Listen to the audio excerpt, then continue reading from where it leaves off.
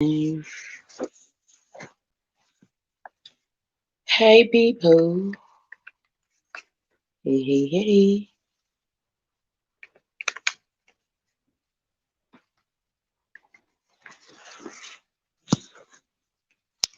Hey people, Mori boy here people,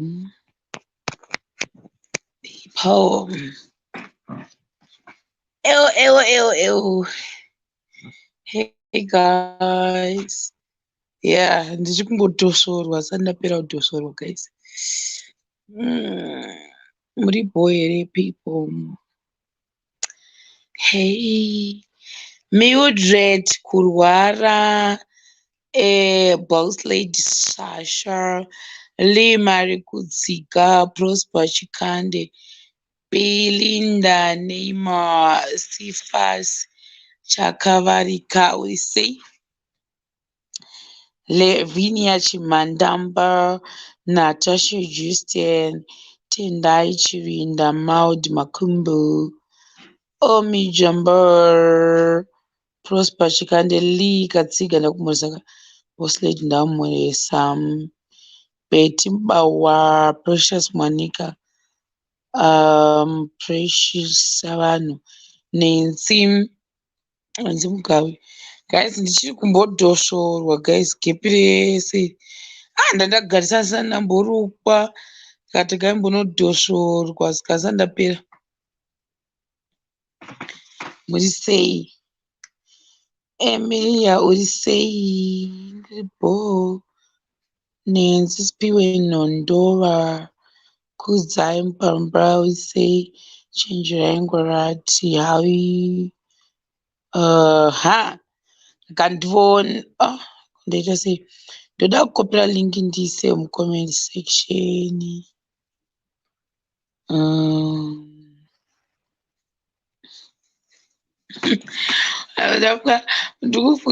Ndikufunga ndikiri munhu akambondiseka guys, angoya akangotanga kundiseka kanzi akumana zimu chivororo shuwa.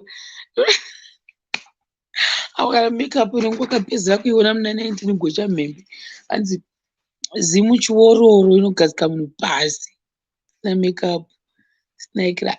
Don't worry, very soon I will be slaying in the name of Jesus. The name of Jesus higher than the name. No other name is zvangu zvotogwadza zvikabuda muikira maodha zvozogwadza strike mangwana. Pakati pese hapana kupera apa, pese apa ivhudzi rarukwe. Ndinopedziswa mangwana ndikurukwa nevakomana. Chambo vaita vhidhiyo vakomana vava vachindiruka kuona marukirwo anoitwa nevakomana. Yo, unoita kudhadhamurwa umwe akabata umwe akabata unoita semudzongo wanyama memwana panguva yacho. Ndichavaita vhidhiyo. Please be more. Ndiri sei? Ndiri right, kuri seiko? Kuno kuri bhosha mwari. Vari sei ana Tsano? Tsano who? Tsano who? Tsano die? Guys, this Abdul wants to speak to you. Abdul, how are you? I'm fine, and you? Abdul, do you speak Shona? Eh? Yeah, ndiri kutaura Shona. Yeah.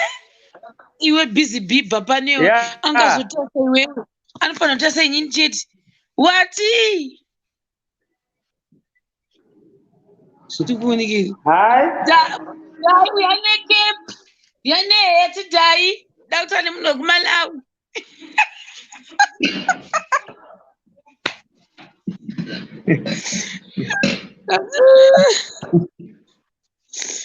Ndiri kutaura ndicho. Akwewe. No, vanhu vanondiruka havasi rafu.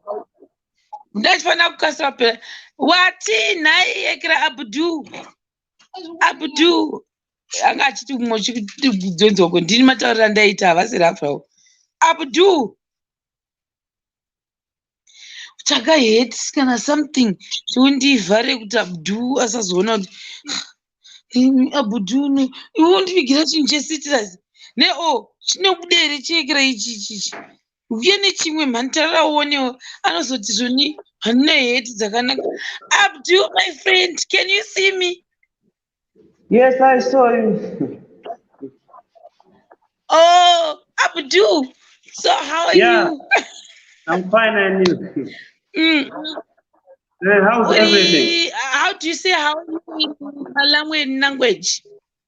You are my language or your language? Uri what?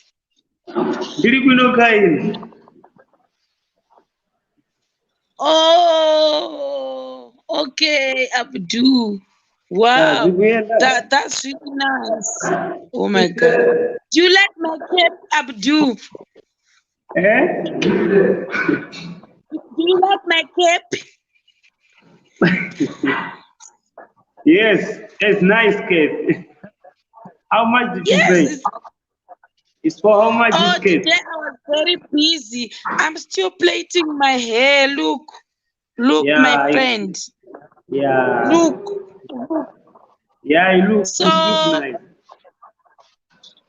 No, it's not yet nice because I think it's just never like that. Yes, I see, I know, but like you prosper udoto kanganisa life yangu. Mina ndisa prosper ambonokara kuseri ukoko. So Prosper, what did you eat today? Today I ate rice. But I'm fasting. You are fasting? Yes, I'm fasting. And what? I'm fasting. I'm fasting. Why are you fasting? You don't know how? You don't know fasting. I'm Muslim. Oh, you're Muslim. Yeah. So this month we are fasting. Oh, you're fasting. Yeah. For how many days? 30 days. 30 days? Yes. Wow. So you will not eat for 30 days? Are you? What's the name of this? What's the name of this thing you like? Ashmandu, something like that. Ramadan. Oh, you're doing Ramadan thing. Yes. Wow. Wow. That's really nice. Are you married? No, I'm not married. So your girlfriend is also Muslim? No, he's not Muslim. She's what?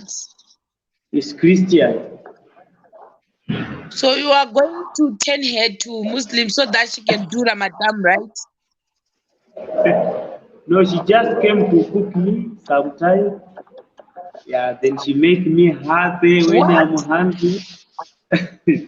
I say she just came to cook for me when the time that I want to eat. Oh, I didn't hear you. Where is your girlfriend from? She's from Zimbabwe. Oh, so you like Zimbabweans?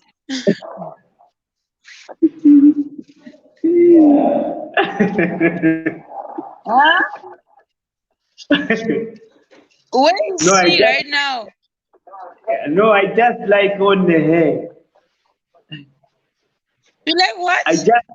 I like her only, not all Zimbabwean, only her. Oh, you only. Oh my gosh, you're so faithful. You only like hair. Yeah, I like only hair. So if I say I like Zimbabwean, like maybe all Zimbabwean, I like it, but I like only hair. Do you like me? You are my sister.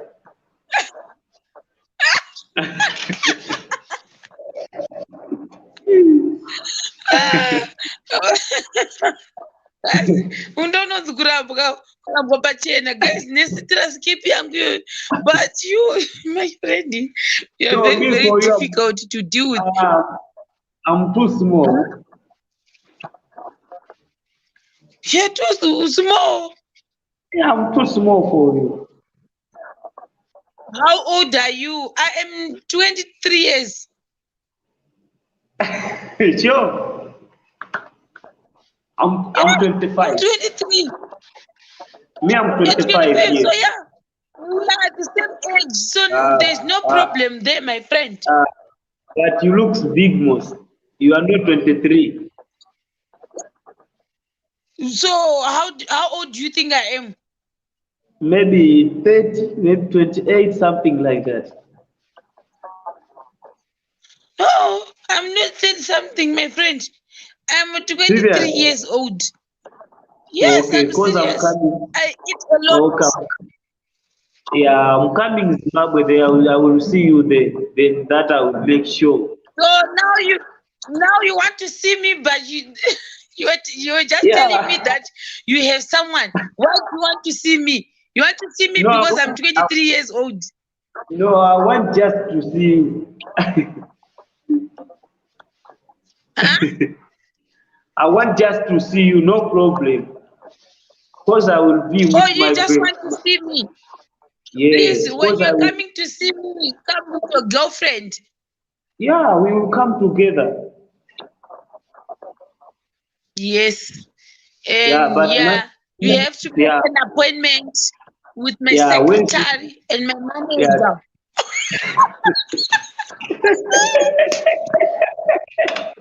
Mm, don't make me laugh. yes. I'm not making you laugh, my friend. You Yeah, cannot just don't. see me, yo. Yo. Yeah. Why are you coming to Zimbabwe? Are you coming with your girlfriend?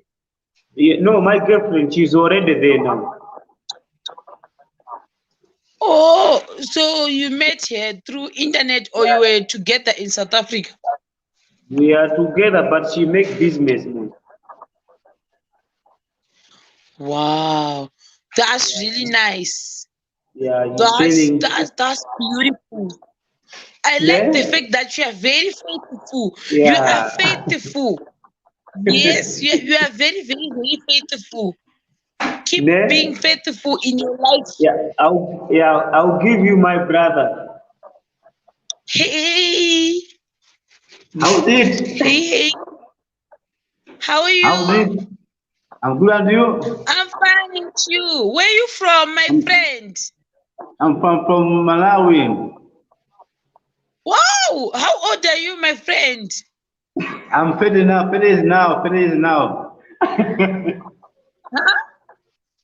50, 50. 30. 30. I'm 23 years old. You are how many? 23. 2, 3. You are my age. You are my age most. Yes, the perfect age, my friend. Yeah, you are my age. You are my age most. Do you know how to dance to Museve music? Museve. Music. Good. Yes, do you know Alec Mateso? If you don't know Alec Mateso, it means I cannot see you. You have to know Me? Alec Mateso, my friend. I know. Or Dapresa. No, I know my Majeso. Tendai moyo. You know Mateso? Majeso and tendai moyo. Can you sing one song of Mateso? It's from the base. It's from this thing in the foreign language. So I can't song, but I know it. So you don't know Mateso, my friend. How can I come to Malawi if you don't know Mateso? If you want to date someone, especially in my lineage, you have to know Mateso.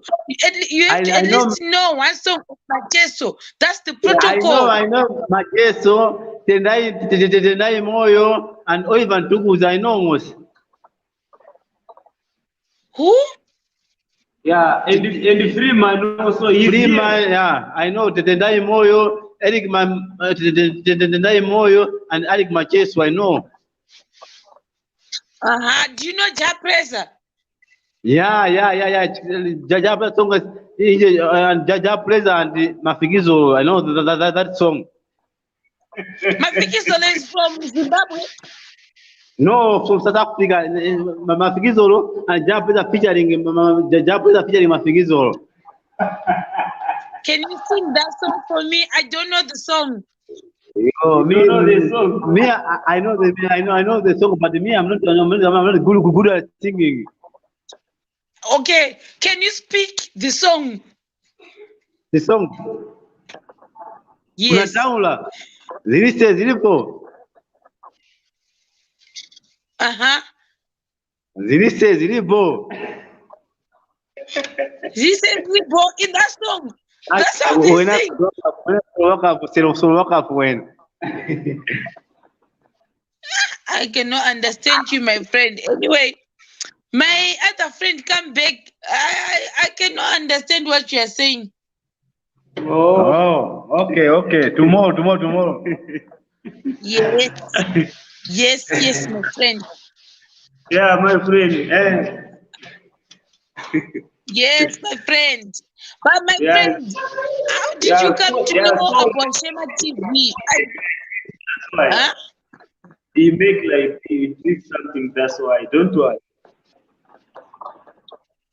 What?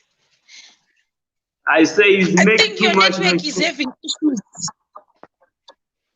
What? Yes, you hear me? No, I say he drinks something. That's No, why. what did you say? Eh? I can't hear you. My You can't hear friend, I me. can't hear you. Yes, what did you I say? no, I say he drinks something. That's why he was just talk whatever he wanted. You hear me? Oh, my friend. My friend, I can't hear you. Network is very jealous. Do you know jealousicity? Eh? You hear me? Do, do you know jealousicity? No, I don't know. You don't know jealousicity. Jealousicity is my boyfriend's name. Oh, okay, so boyfriend name. Yes, his name is jealousicity. Repeat after me. Say jealousicity. Jealousy. Jealousicity. Jealous.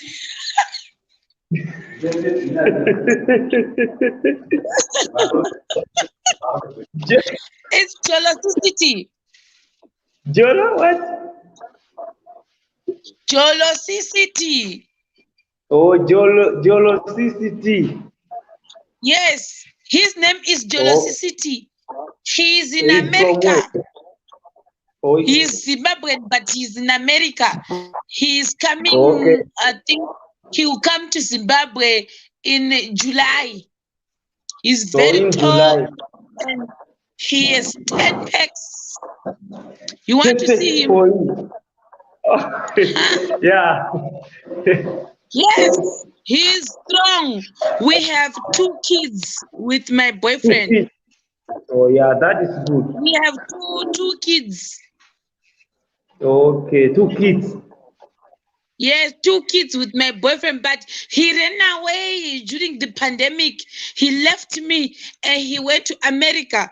He told me that you Oh, come back this year, but the problem is I don't know if you come back. I'm so heartbroken because since last year he didn't come back. And I'm taking care of my kids alone. I'm so heartbroken. ne? Yeah, But maybe he will come back. I don't know. Like seriously speaking, I have no idea if you come back. No, don't cry. He will come back. No, he can't come back. He can't come back. So my It's so painful. You know how it is. I don't know. Hey, don't cry. Maybe I should just break up with him. Do you think I have to break up with him? And maybe I should marry but someone in Malawi. He is so, better. he doesn't even send money for my kids, It's so heartbreaking. I stay in a single room and I take care of my kids in one room. You see, they are not going to school right now. I'm so heartbroken. Very, very Yeah, but heartbroken. he didn't call you. He didn't Hmm? phone you. Until now, he No. didn't phone you.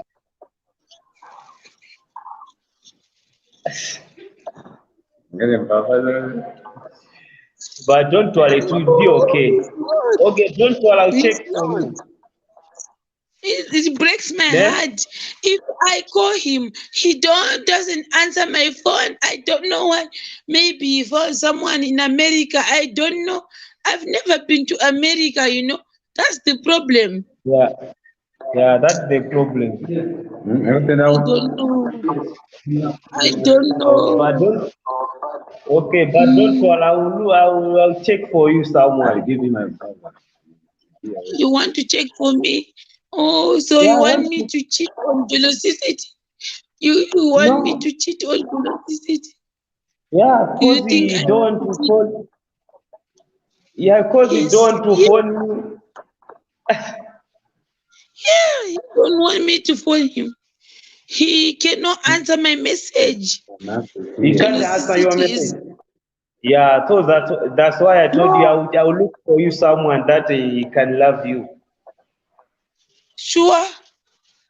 Yeah, sure, don't worry. I'll do that. Or maybe you should Trust look me. for some. Maybe you should Yeah, look yes. for someone who is 40 years old. I think maybe the person is going to be fine. This Ne? jealousy person, because this jealousy Yeah. person is half Zimbabwean, half Nigerian, and quarter Sudanese. That's what he told me. I don't know why. He told Okay, me but like he's quarter Sudanese, half Nigerian, half Zimbabwean. So maybe he was lying to me. yeah, maybe it was like to you, but don't worry, it will be okay. Yeah, Ne? I pray so, my Yeah. friend. Yeah, don't Thank worry, you. my friend. The problem Thank cause me you I very have much. yeah, but the problem is me I have someone already. If I don't have maybe right now I have to tell you, don't worry. I'll be with you. Shh.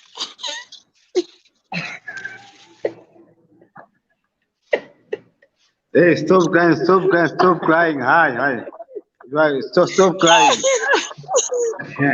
See, yeah, trust me, because now me I have someone already. I have my gift. Mm, If I don't have now I have to tell you, my friend, don't worry. yes, yes. You see, you were going to help me, but But maybe I I should will go to help the you. village, because now the Then, problem is I don't know his village. These so you don't kids know are his. twins. They are Yeah, 2 years old twins, boy and a girl. See, so you find, he didn't so pay that, Lobola. also you find Huh? him where? You find him where? What? What? I can't hear you. I say you find him where? First time when he I was find him when. where? I met him when I was selling tomatoes. Okay, when you were selling tomatoes, then you meet with him. Yeah, I was selling tomatoes and I saw him. He was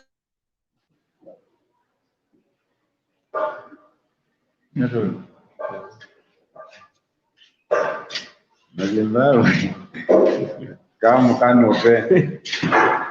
Kamuka. Amasa tekutenda kuti. Hello, hello, hello. Basta.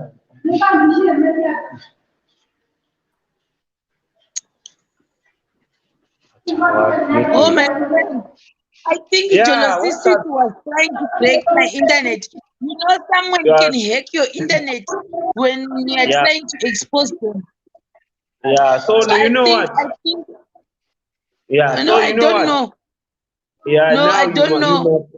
Yeah, you must. When I will come there, we will be together to come here, South Africa.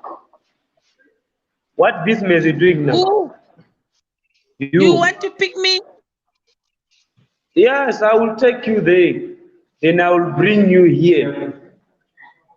And Yeah, so that maybe I will give you someone else. oh, what about my 2 kids? You okay? Don't worry. I will bring him there. Who? So you don't want my 2 Yeah. kids, but you want me to go to South Africa with you? Oh, you will take it, no problem. Oh, so you bring the guy in Zimbabwe? Yeah. In other words, if I'm gonna get someone in Malawi, uh, Yeah. I have to You'll leave my go. kids in Zimbabwe. That's what you are telling me. No, you'll take them, no problem. Are you the guy? Eh? I'm not the Are you one. the guy? How do you know if he's gonna accept my kids or not? No, he will save it, no problem. Where is the guy, by the way? Ah, I'll look for his flow. It's my maybe it's my brother.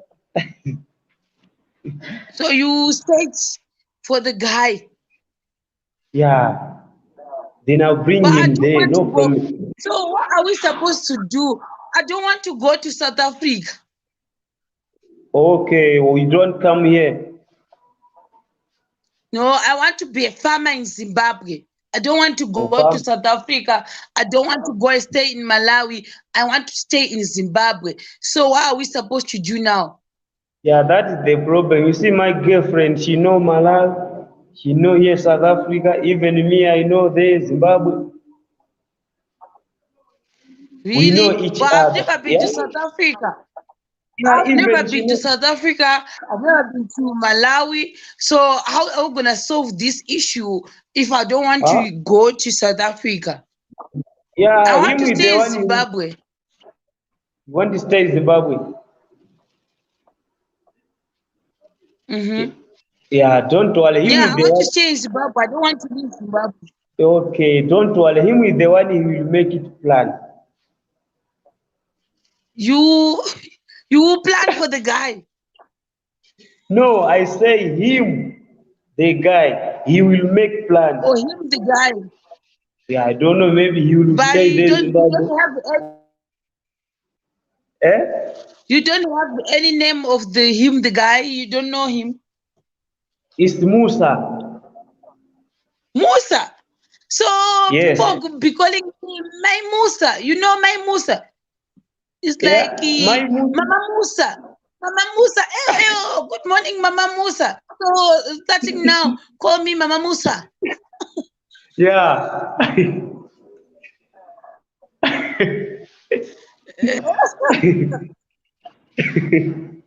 Eh? Mama Musa. Yo, my son, how are you today? I'm fine. Oh, I'm good. how Yeah. has been your day? Yeah, it was fine. And you? But Hassan, where is Musa? Musa is going now. Is going to wake. Where at this time it's 9:26 p.m. Yeah. Which wake is But that? He's supposed to be it, fasting. Isn't Musa no, a Muslim as well? no, he preached something. What? He preached something like shoes, tracksuit, what, something else. He's a what? He print the way he's working. He print like shoes, tracksuit, trousers, whatever. Yeah, about clothes. Oh, so like he's a tailor. Yeah, Oh, yeah. Don't worry. this We will means make. that I'm gonna be dressed nicely with Musa. Don't worry. Even tracksuit, he will give you nice one. He will make it any design that you want. Any. Tracksuit. Huh? My phone now is going. Yeah, sorry. Oh. Okay, say good night, Mama Musa, before you go. Okay, Mama Musa. Yes, my son. Bye bye. Bye, I want charge Hassan. my. I'll see you tomorrow. Huh? Yeah, I want charge my phone. I didn't charge it today. I want to charge. Why didn't you charge it? You knew that was gonna do a live. You were I supposed to want charge. charge your phone. Where is your power bank?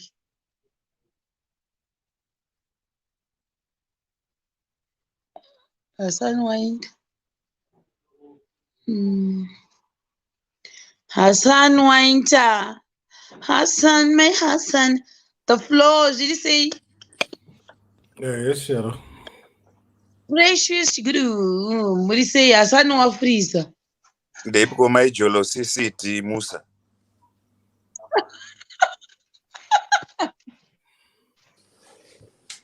Did you say? Zviri bo maijolo CCT. Vane vana tu. Sharon. Sharon, What do you say, Bas? waisakupibhila. Handisivi hakusina munhu kuseri mira ndizame kuyekera ndibvise uyu ndizame kuisa linki. Saka Jolo CCT akasiya vana ndobva aenda kuAmerica. Avati achibatwa neseso gezi. Iko kutonyepedzera kuchema. Wakaoma wena. Endo kanoti munhu haabroken kutochema chaiko. Handiri kaya tibroken. Handiseri. Handitori akaenda yese omi. Yes, Shero. Yes, the floor. Yes, Precious. Moro risei.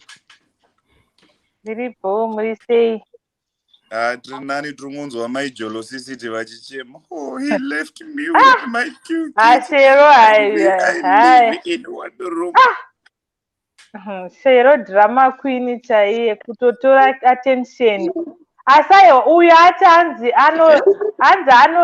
anoda girlfriend avadanani hanzi ameno maybe chirungu ati like not love. Saka ukanyanyochema zvajelosisi chaiwo unogona kuona pekuchemera.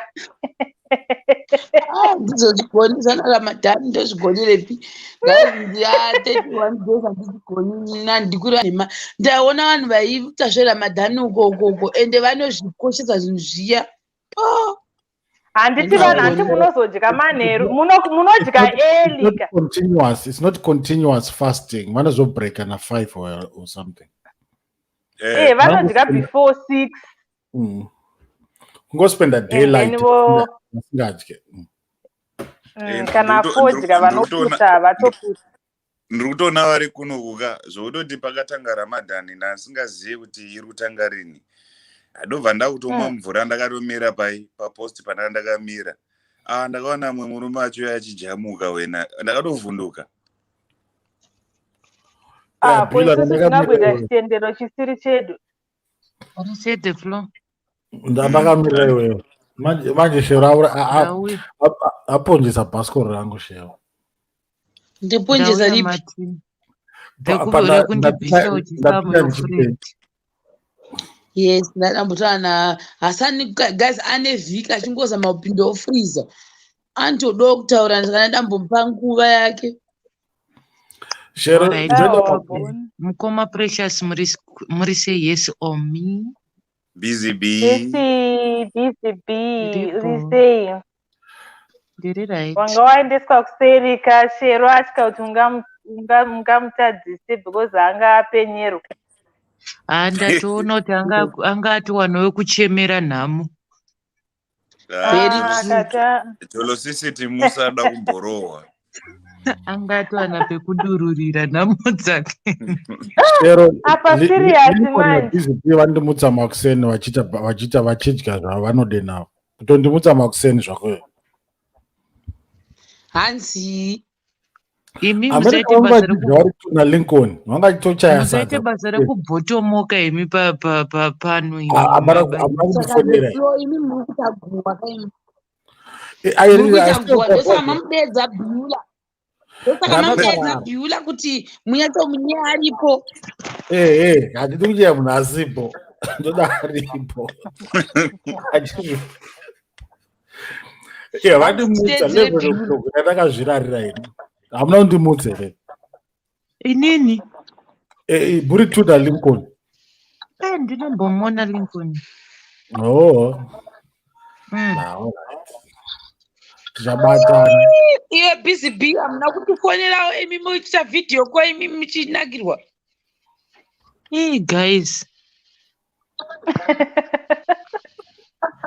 saka BCB wabatwa wakunyepedzera kushinga wokunyeperwa wadedzera kuti ndiye mutemo wamakuhwa iwo ndiwe here BCB pepe aiwa ndisiri ini Shero ndiani atishima wamakuhwa BCB adapuwa jolo sisi tu because mumwe wacho mamunaye ndiyati aiwa hazo makuhwa ndishema tati chiseka ndini ndadedzera zvangu kudaro wakureurura wakubvuma ndiri kureurura saka iwo BCB unenge wada vatiti the floor vanonyepa nditi takubata maitirurame kuti Shero na the floor vanonyepa vanonyepa vanhu mukavateedzera munonyepegwa asi wabvuma wani saka anonyepa ndiani manje pautatu hwenyu ndivo vanonyepa the floor kunyanya hello Stembile I'm doing well, guys. How are you? Zviri boy ndakurova Stembile Tendiripo tikuonai nevanhu vekuMalawi muchinakidzwa muchiita broken English yainta kutarisai vachitaura zvana jolo sisi Shero hero basa imbotitsvagirawo iye muimba anonzi Tendai Moyo timbomutsvaga wotitsvagira iwe omi ungati hakamboita mistake Britain mapfuma aiwo ndafunga kuti pamwe kune munyowani ka handiti vaimba vacho vari kungowanda here mazuva ano nai the flow Britain mapfuma womuzivi yesi mapepa memo zviri sei sure muri sei ndichazomutsvana nevarume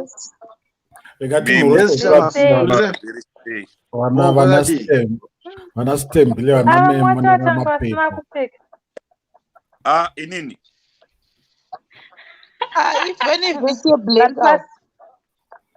vapi vacho vari pazasi pakwera vakanzi mapepa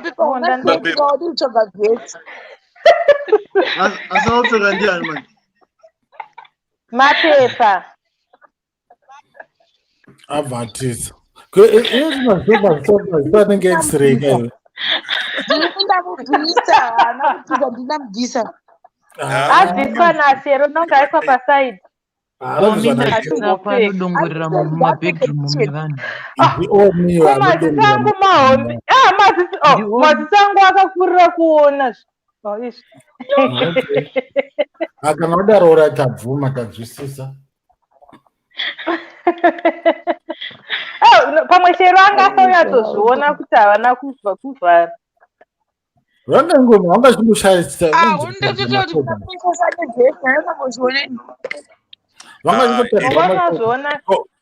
compressor dzakatadza mashoulders wani ndiri kubva kungunomhanya kai precious ari kuoneka hake kuti akapfeka mapepa zvazazonyanya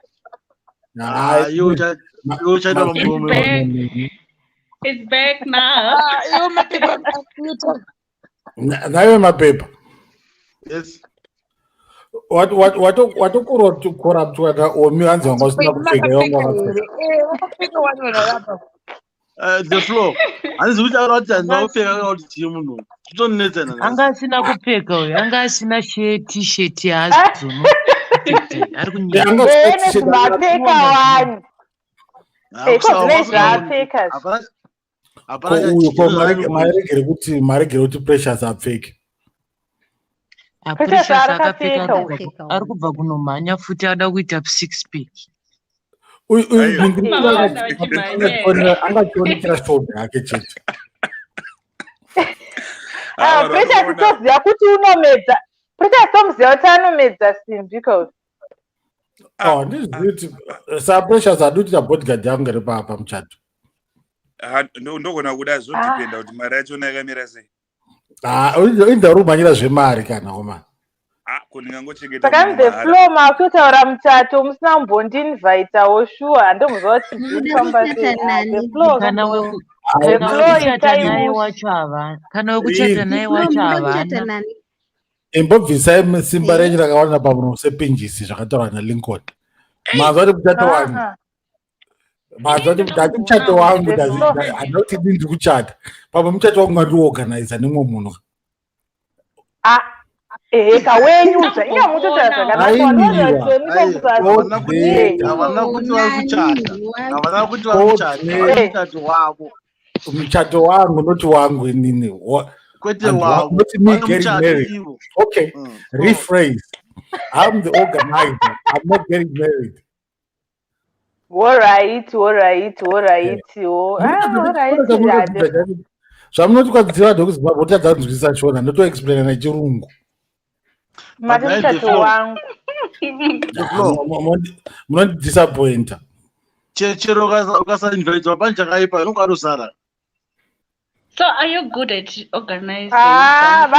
The flow mungasiye isusu mashemarenzi unganzi muchato here the flow. The flow taurai chokwadi. Imene makagara kutendi renyu reoverflow. Iyo.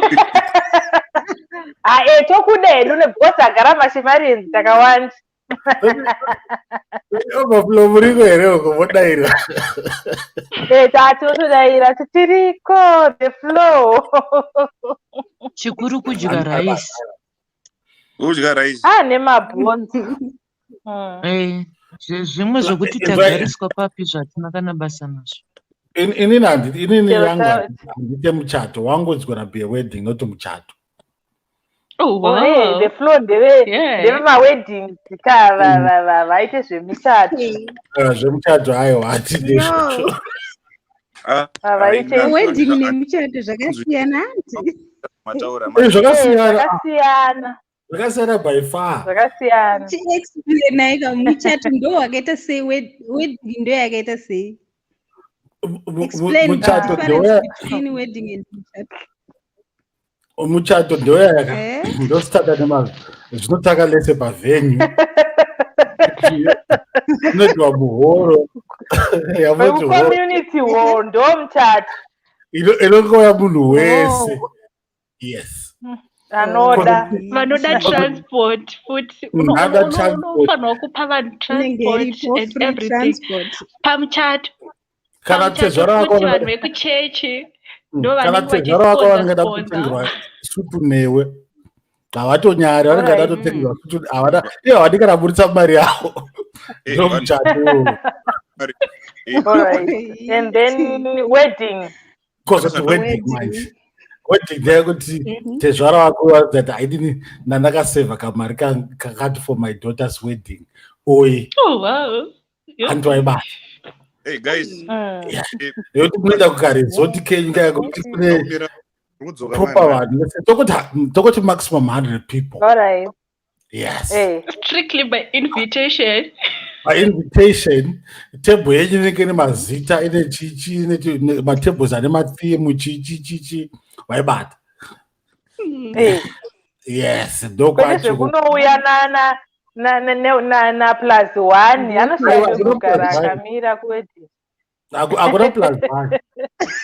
Hakuna plus 1. Anoshaye pekugara. Unenge wakazvimirira wega. Imagine. Ndakambokuenda ikoko kwecheya dzine mazita kuwedding ikoko. Hameno kwakachatirwa kumaploti kuresort uko hameno kuPretoria uko. Cheya dzine mazita. Akatonyorwa nechihati kuti ndopauchagara ipapa. Kati kwapo nongo wangoinvita munhu kuti anjei. Anogara pai? Rako ranga riri kozita. Rakariko bhoti ndakatoenda nemunhu anga aine hanzvadzi aichata. Kwakuna vanhu vashoma shoma. Vanga vasina kutombowanda. Beta kana wanga rako ranga riripo. Ina handizvongohakira. My wedding is unotobva unotoenda nekapresent uchibva kuwedding. Urunza ndo wedding. Unotobva kumuchato une present. Saka ndouya here kuzobatanidzwa hangu nemi. No. Apa manyepa utikonzero unobva nepresent but iwewe unoenda nesomething chiri haungoendi uchifamba pawedding. Aiwa, isusunobva nekapresent. Asi unozopiwa tumatreats zveafter. Unopiwa tumatreats pamunobuda mese padocument. Chocolate. Unotopiwa kanhingirichini unotopiwa ndo wedding chaitwa naThe Flow kwete muchato. Muchato unogona kutobuda usina kudya fuchira kumuchato.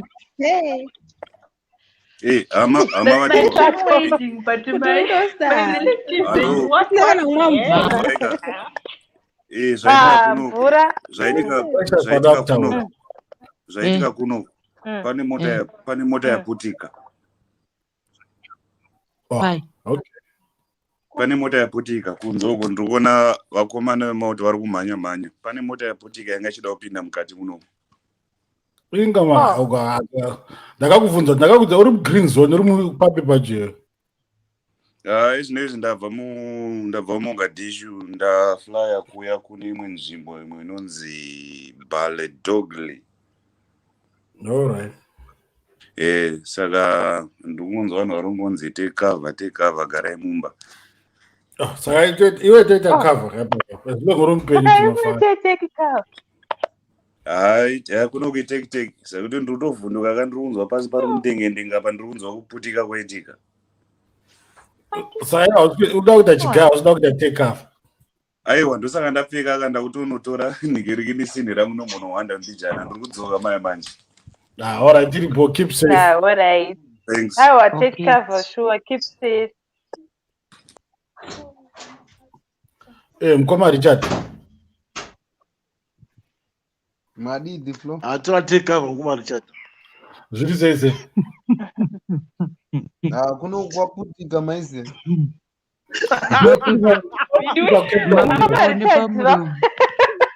Ari kuteka cover ndio.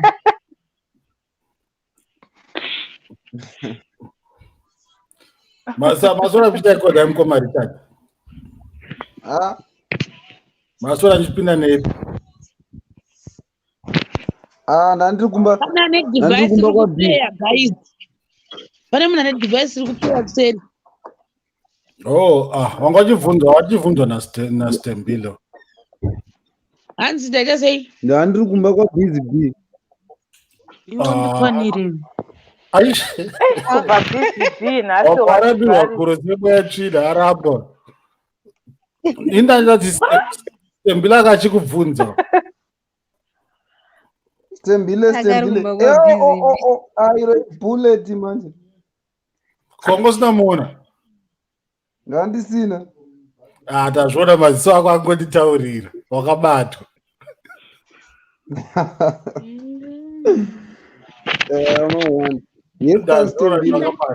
Ora kusumela kuita Stembile. Ora tarisi mira ora. Uri pasimairi. Ndapinda. Wapinda machera. Ndapinda bia zviruza. Then uri kuona apa mapepa namembo ona kuchila kwawakaita vajairana.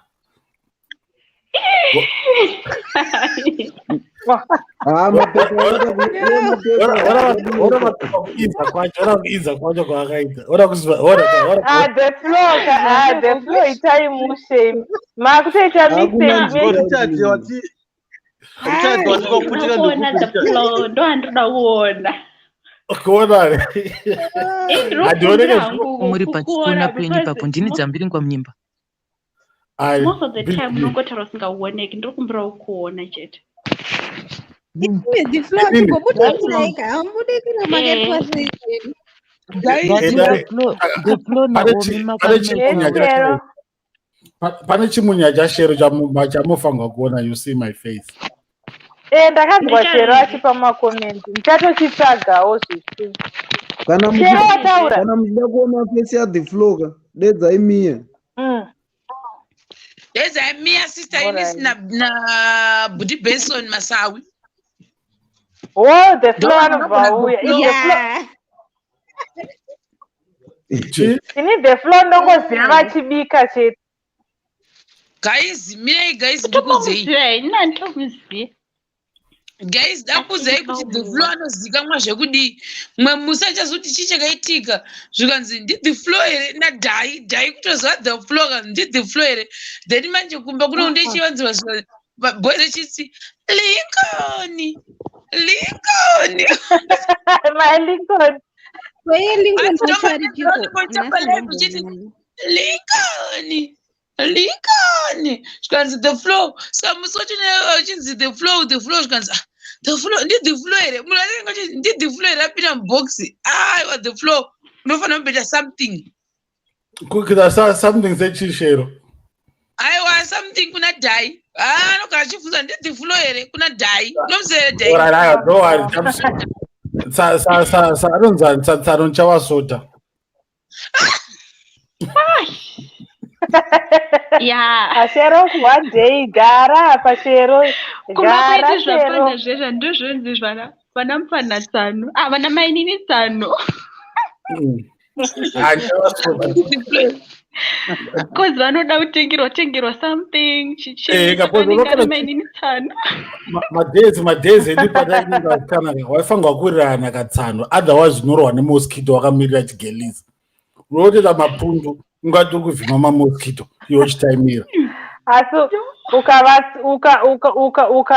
ukazovakanya futi vanokurongera boys zamai.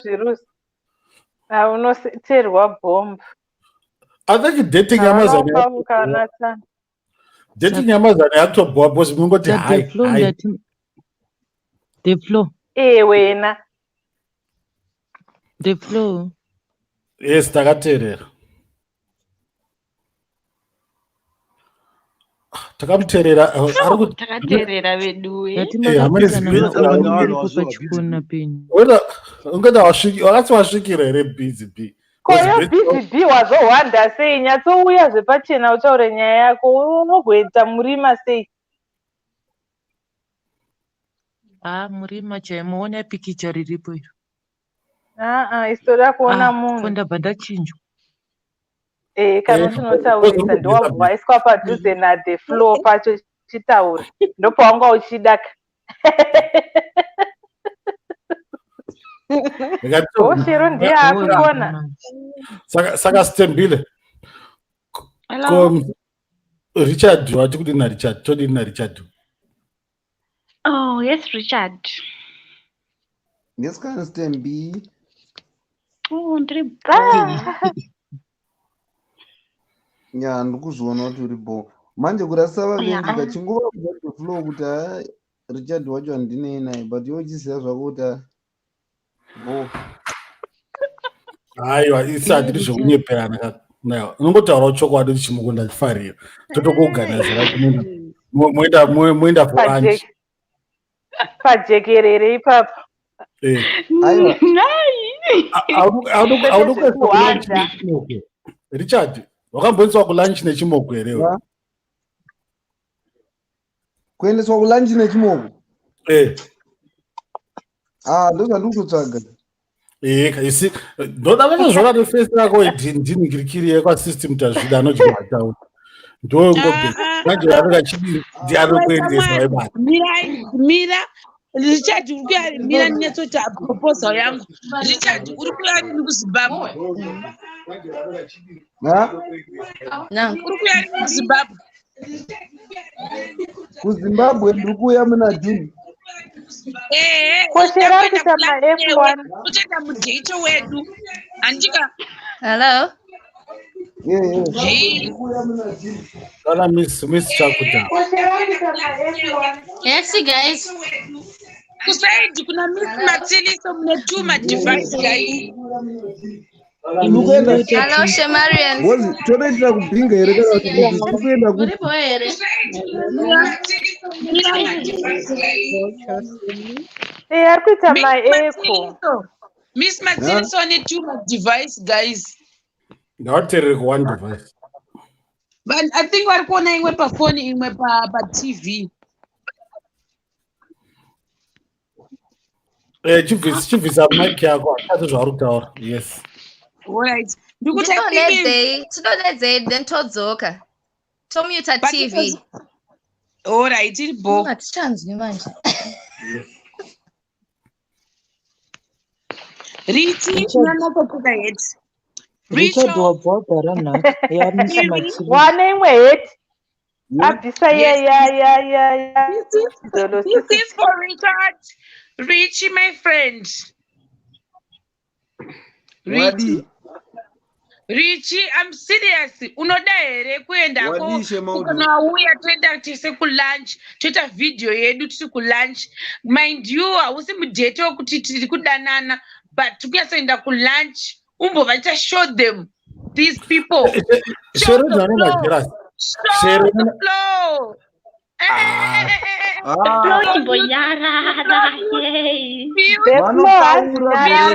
Mamute kwamanje.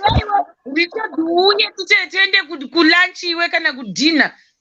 Nda kuenda kupi? Ya tofana enda kure. Tofana enda long drive toenda kana kubhinga kwataitaura ka. Kure navo bozi unogona ngotewa nana bia. Kubhinga manje akusi kure here Richard. Endai kubhinga munobika mbambaira makanyarara. Hakana Richard ngatitei zviri padhuze totsvaga zviri close to Harare yasoenda iwe tonyatsa kudocumenta panhu kedu tochinja maoutfits Richard.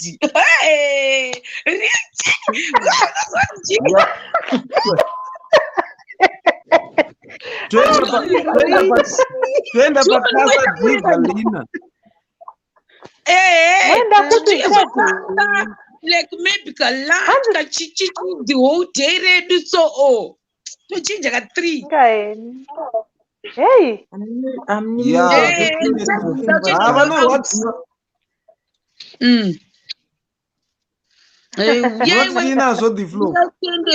nditokuisa paside pangu busy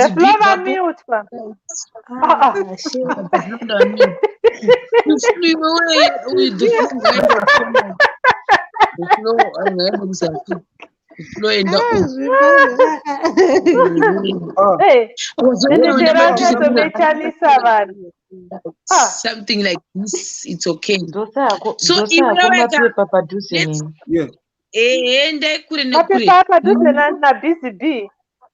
yes, Richard, this is me proposing to you, my friend. Dakuti tiende out, not zvokudanana aiwa, but kungoenda out vaviri. Munatsa kumbononakirwa tonyatsa kuronga.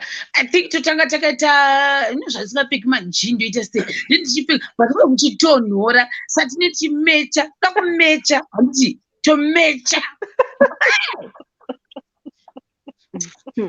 kokukapisa muswati uye tinotsvaga kuti tinoenda kupi by June tine tanako. I hope kune kusina lockdown. As long kusina lockdown toenda somewhere muno Harare tinyasoenda T2. Uyo anengatora makamera wedu muku anengatora video totsvaga cameraman wedu totora photoshoot toposta. Nyangwe vanhu vakati what I don't care at that time. This is a special day for you, my friends. Taura hako, thank you very much. Anduna zati chero kune lockdown istotaura nehurumende zvatakaita chibva paBotswana apa.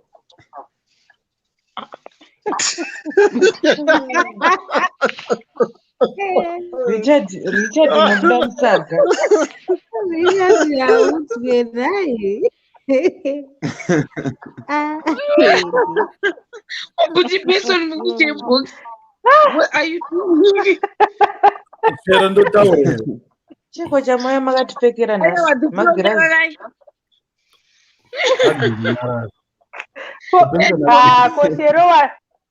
Kosherewo wadonedza homi wangu sei? Ai vanenge vadonha vega. Vane vadonha vega. Haudonedze homi wangu. Why can't we hear it? Yes, we can hear. Miss Matilito. Why ingekho? Oh. Miss Matilito. Oh, Linjani ma. Linjani mfowethu. Awuthola nani gezi.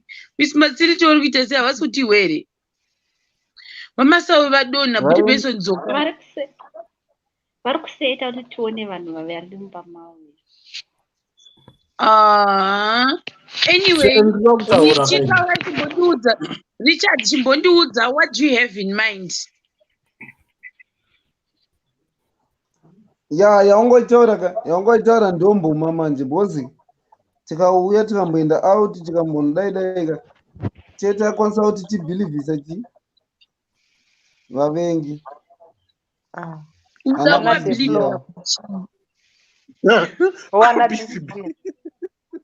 Ko busy people got agony awavengi wana bhilivhisa zvitovana Richard. Wati? Ameno ka busy Richard wavengi ndo wadani manje. Richard. Ndi busy B. Wavengi vari kupara pa Richard. Busy B. So busy B. Usavenga vamwe iwewe. Usavenga vamwe. Iwo Richard unondita grant chao ya June ndokumirira warega kuya ndozosvoderepi manje. Aiwa ndouya vavengi varipo. Uchatotanga undiona ndina Shero usati wauya manje. Richard uda kuti ndikutambire pa-airport here kana kuti ukufamba sei? Unomutambira kuHighland. Ari kuuya nendege. Kune airport here kuHighland. Aiwa. Busy ukuda basa rekushora Richard ka. Richi akweyo unosvikirepi? Ndosvikira kuCharles Springs uko. Saka iwe unouya uko kuMount Hampton. Kumount Hampton kune airport. Yeah, Charles Springs Airport. Ndiziveni. Yo, awiziye ukadarika Westgate unopinda kuMount Hampton. Inotoshanda. Better bricks unoziva kwairi. Kubva unototowewa zviwewe Shero wotoratidzwa nzira nemudheto wako. Ndoisa paGoogle Maps ndouya just for you. Yeah. Unouya aiwa bo. Zvekutoti June ndogona kusvika zvekuma 10 June handenda toko handarike 10. Oh, alright bo. Ndoya kuzokutambira. Yeah. Manje ndoda kuzvidira mhiripiri zvimudheto zvenyu Miss Matsiliso. Hello. Chiri sei? Andizvozvo. Kuri sei? How are you? Diri boku sei chando? Hey, it's been sunny. We've had very lovely weather. Oh, Miss Matsili talked to Chirungu, guys. So the weather is cold. No, it's not cold. It's hot. Kurukupesa. Oh, murukutine mudheto wangu wandikuronga. Tangogamira pakati, right? Like yeah, like and stombozana ndakatorasika. Richi chimbotaura nawo tinzwi. Hello. And Miss Annie. Miss Matsiliso. Mati. Matsiliso. Hi, Miss Matsiliso. Guys, I'm fine. Mogara kupi mi? Istogara kumba. Kumba kwedu. Kupi. Kumba kwedu. Kupi. Munozivere.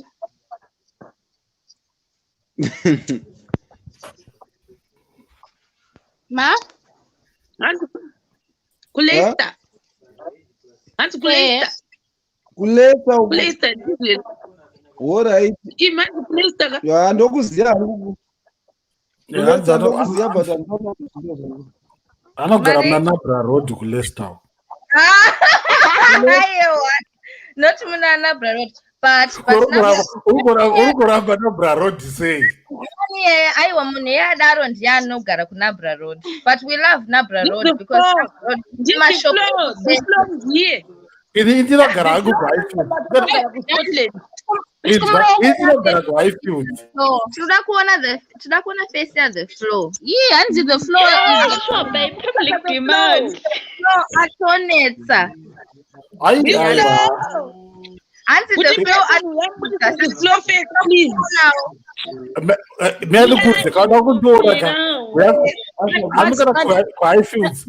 The floor vane voice rinotapirira.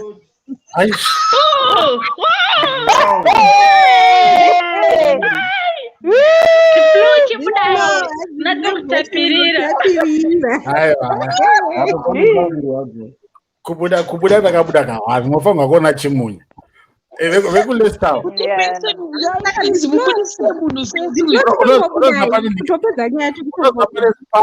yemuEvington Road. Your popcorns.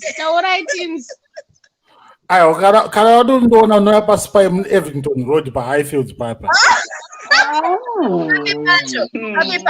Pane Victoria paspa panotangira Evington pachirira Highfields. Aiwa kuya hatikwanisi kusvika kuya iri kuside kupi? The floor musirimi baba vanombotenderera muLeicester vachinyenga vakadzi vese. The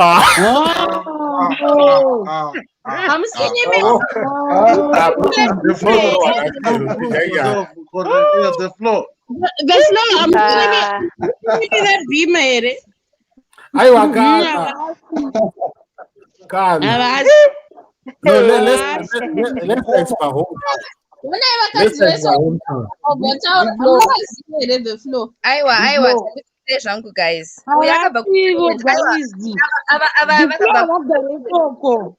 The floor vanogara kuScotland. The floor. Yes. The floor. I do love the Scottish.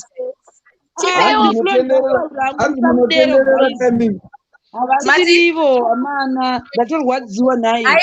Aiwa guys, aiwa majokes. Sema guys. Aiwa no. Aiwa taticheka. No. Missy nigi ambe amana wa vepa. Mare? Ambe amna wa vepa ambe anta zisizo. Aiwa varegerere havazivi how we Shemarians operate. Okay. Watogara kuside kupi kuLeicester. Aiwa muLeicester. Ndo Israel akuna kwatodudza kuLeicester.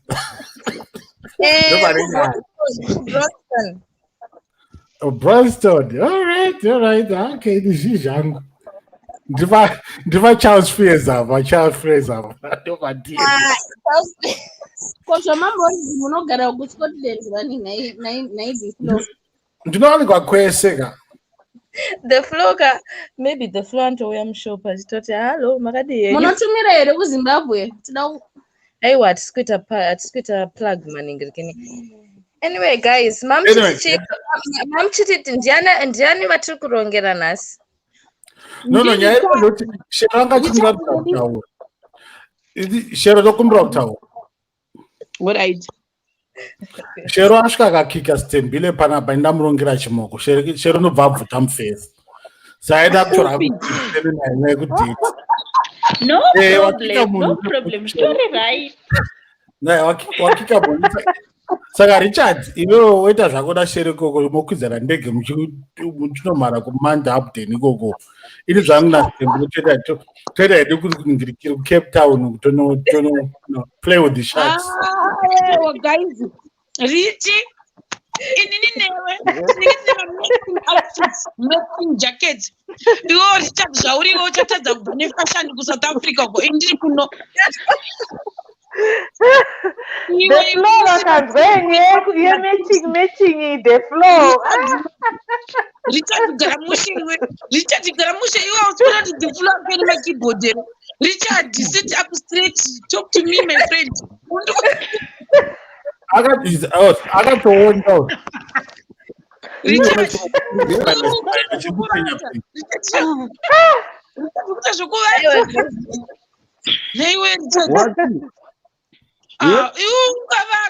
uchonzwani vachironga maappointments avo ini yangu ine yakadhakwa inofana kubreka record.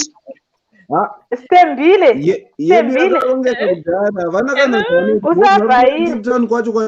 the flow date yenyu ndeyekuchechi the flow ndibva ndagara ndakuudza zvana Shero zvitori kumberi the flow kuchechi handinambotaurisa inzwa Richard toita zvekungoenda kunodya food kuma-nice places zvemahoteo hatombotambe chida zvine makuhwa mukati. Yes, very true. Ndokumira kubvunza saka kana mahotera ari ekumakuhwa ndekupi kwacho kune ma-nice places musango? Aiwa zoti musango wakati maplace tinongoenda nevanhu vanongodriva toma-nice hideout kusingaenda vanhu vemakuhwa kuna namai Brandon anonzi namai Brandon vanhu vemakuhwa saka vasingasvike ikoko ndokuri right ukana place inosvika mai Brandon uri pataiti. Richard yedu tinotamba golf tofana tsvaga zvikabuda zvedu nemateti edu tinorova magloves oti pa zvibhora zviya nyangwe tikaisa mubhuru nozimutiri tikarova pasi hanjewe vanoda kutotijairira dzidzi utsvage dzinovava chaidzo mhiripiri ndotosanganisa mhiripiri neuriri negaliki neuyu nejinja. Richard hausi unofamba nesoto momwe waitaura fishi dzekubhinga kudza vaifamba nesoto momwe unozvikwanisa zvachiwe ndoisa netuvhiksi kuti vaite guys mirai 1 second guys anonzi Vuyeli wa Juni ko uri kutikirei vangu panapa yo guys no wrong channel guys handinangwa handidi vanhu vanotukana panapa guys what happened upiko kondinoona semacomments acha say no like pakutukanwa panapa no that's not the purpose guys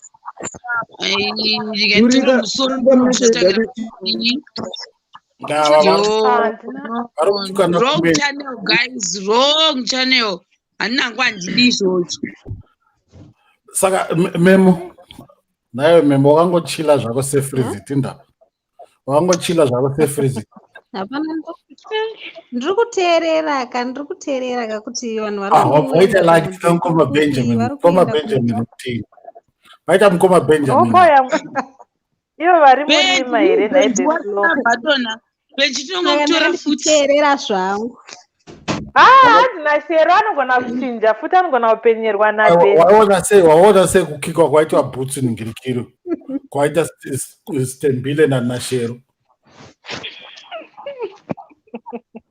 arowa mazhaba zhaba mudenga chacha semuindu yakarwa muzhaba ndo yaitwa pana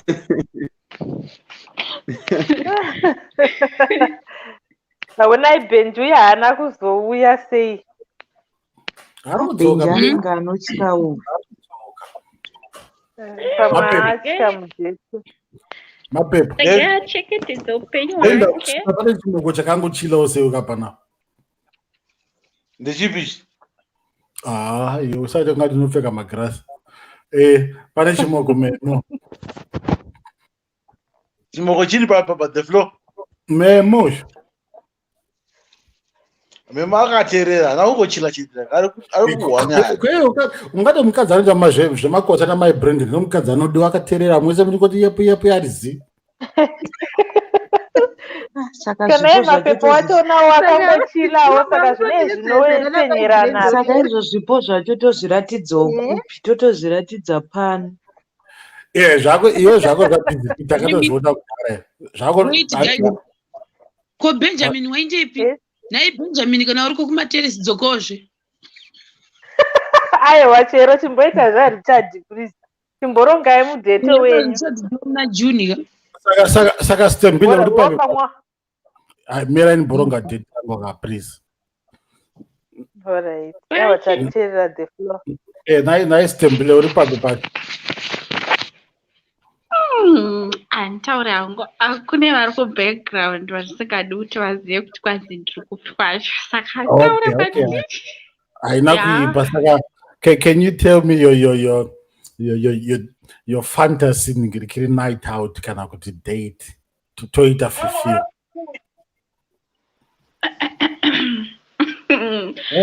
chero chikusoro chadate I don't know like zvokutaurisa panapa kai hey no you're supposed to express yourself aiwa tinoda kuti live to your dreams ndo zvatinoda kuita naitaura kani siite kani pamwe achiri Richard pamwe achiri kurwadziwa naRichard waenda kupindura hangu question iyoyo munhu anoda anofanira kunge ari kuZimbabwe onditemhera madhorofiyo munozviziva zvinanazi zviya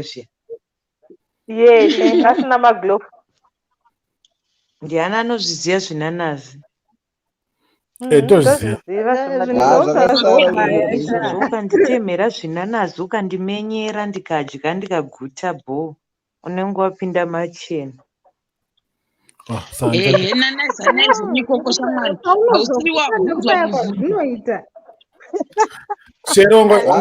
unobvunza mubvunzo usiri wako handina mubvunzo waubvunza stembi leo uri kugakagaka kandipindura hangu iyoyo mubvunzo in case Richard achateerera mina I want something nice something beautiful something chinondita take my breath like wow mama ini handisi kugakagaka but like my dream ka zvakanyanyisa zvokuti palive ka ndozoatakiwa zvinzi urarama muworld siri inoi so aiyo satyiro zvinotaurwa ini ndakatomborenga mubato wepoto ndakatongosekawo futi I understand you.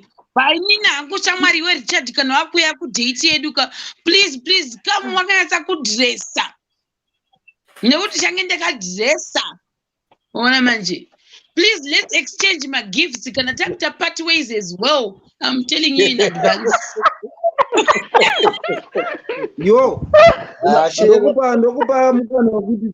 ndokupa mukana wekuti uchuze zvaunoda kuti ndipfekewo kachero ndikauya ndine zvauri kufungidzira kuti azviite katongoenda mubotiki kana wherever kwatokwanisa kunowana zvinenge zvichikubvisa iwewe pane pasina time yekuinda kubotiki takuona wanyaya papa aiwa toronga kakuti tichazoenda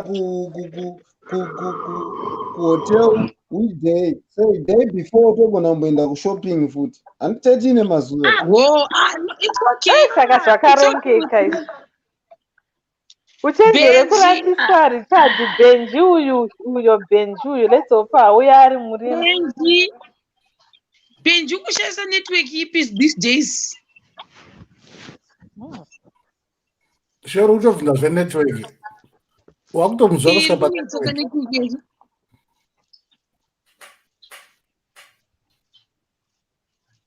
saka naime haudi kuenda kumudheto here vanhu vanongotara zvemudheto ndokurongera zvemudheto here the floor anoronga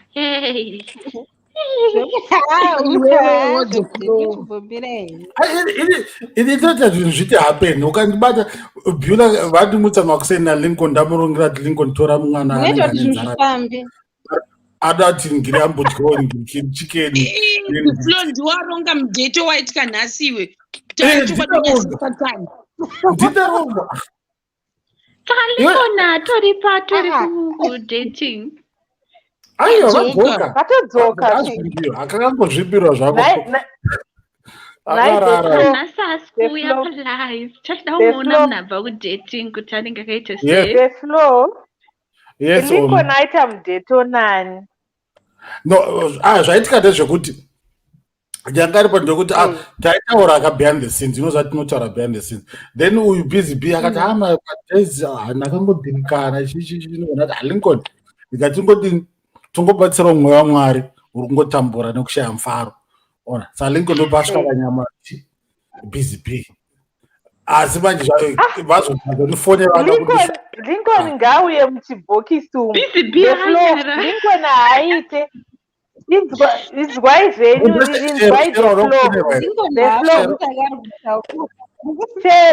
Shero naThe Flow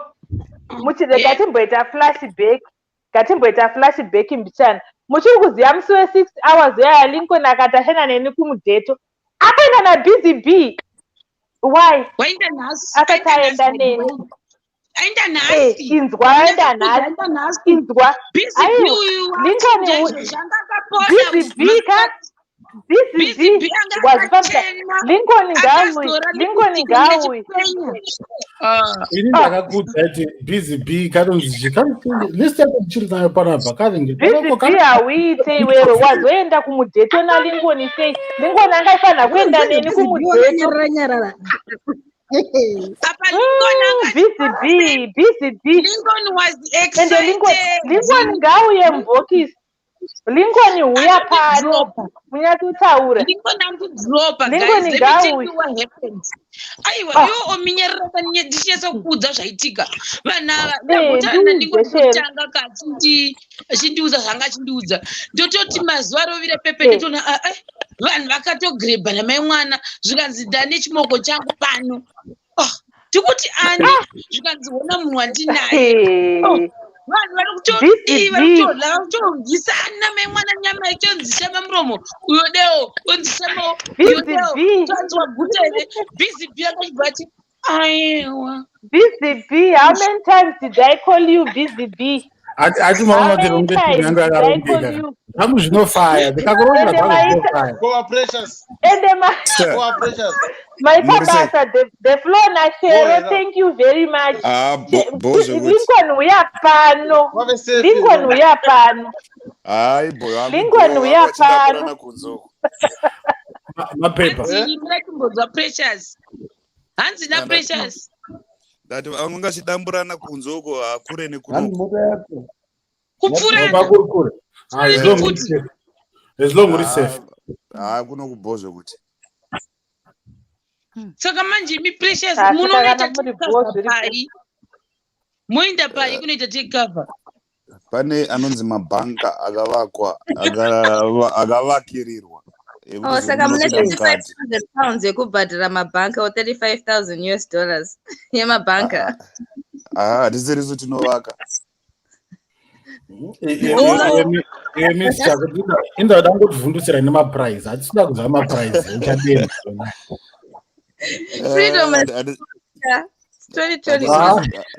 hatisi tinovaka tichapidza kamuromo kane freedom ikoko anyway ini nyaya yangu panapa ndekuti ininika tironga mudheto wedu naStembile panapa ndo pane nyaya iripo Shero asvika akakika mwana wanhu bhutsu saka ndinoda kunyaradza Memo, are you there? Memo akaterera ana mapepa kuseri. Memo kusukupfala ndikuteerera zvekutaurwa naDeflo naStembi. Memo namapepa vakateererazve saka zvinenge zviri kupenyerana ipapapo. saka musikana wekulesta vari musikana wekulesta vanhu mudabuda wamulesta ko vana hamudi buda kulesta handitogari muLeicester manje. watiri kulesta ndo zvavataura. Aiwa, but that's what I said doesn't mean that is the effect. It's not. Usada ngoramba hometown yako Leicester. Ndokudzai kwandinogara, but I don't think kuti pane munhu one angakwanisa kuziva kwandinogara. Okay, taura. Leicester yakafana nzvimbo ipi mara? Ndinogara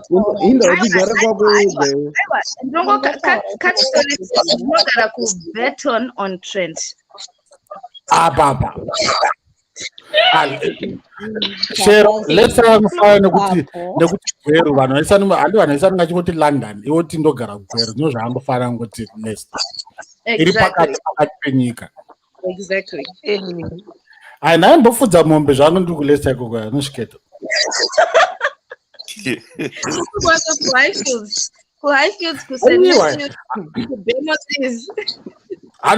uchenda towards Peterborough yako 47 kumafarm farm ikoko yako ndokwana ifodawa ikoko ndianoda kubikirwa nemufesi wake guys, ndianoda kubikirwa.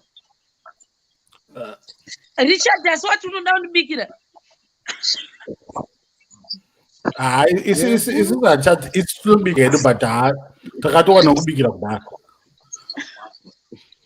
Richi unoda kundibikira matodya here DeFlo.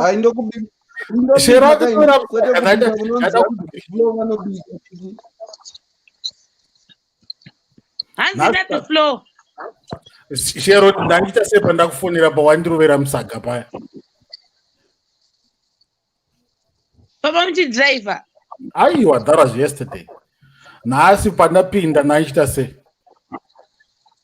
Mubox here. Vatodya DeFlo.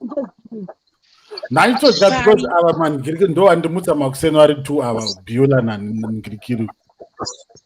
Mendi kuzi DeFlo nhasi chokwadi was my worst day. Because nandiri mumupare from ipapo vanaenda pakati pechakasara ndandakagara sekanhirira pakati pepagaza handitombodi kunyebera saka zvokutoti nguva idzoka ndakafizuka to the last extent. Hakuna chakatoratidza kana ugumazvechimopisi kuhandanyangadzwa ndo saka wapinda nehasha uchikika mwana wangu ndazviona chimbara chakubatira. Kumbari ndikabva ndikazira kwagaza ndoko ndaswera manje kwagaza ndakuswera zvokuti ndayazonzwa kuti yes ndakanga ndaziva mushana kusvika ndisingachazivi mushana vanhu vakasingachadi kutaura. As long nangoziva kurubva hasha waziva kurubva hasha zveright you know when hamusi kuziva kurubva hasha kurubva hasha kubva kuna jealousicity ndiyakonzeresa jealousicity jealousicity akonzeresa saka naimi vanhu chindiudzaiyo Juve ndofunga nongonza ndachindihwira tsitsa ronzi Abdu here mwana wayo anonzi ani kuzi hanzi Abdu amen Abdu chiyachasi Hasani wadabvunza china iwe BCB kuti asimi matanga kuona vanhu vanodya nhasi. Imi mamukandimutse on a Sunday you just woke me up around 11. Come on, you can't wake me around 11 on a Sunday. Koi mhosva yedu kuti mamakarara masikati iwayo. It's a Sunday. Sunday kuno kumashops atakavhura kuma 11. Why should I wake up early on a Sunday going where? So we decided to wake you up so that you can smell the... DeFlo chatinyepera. Oh, okay. Next time njaita zvekurecord.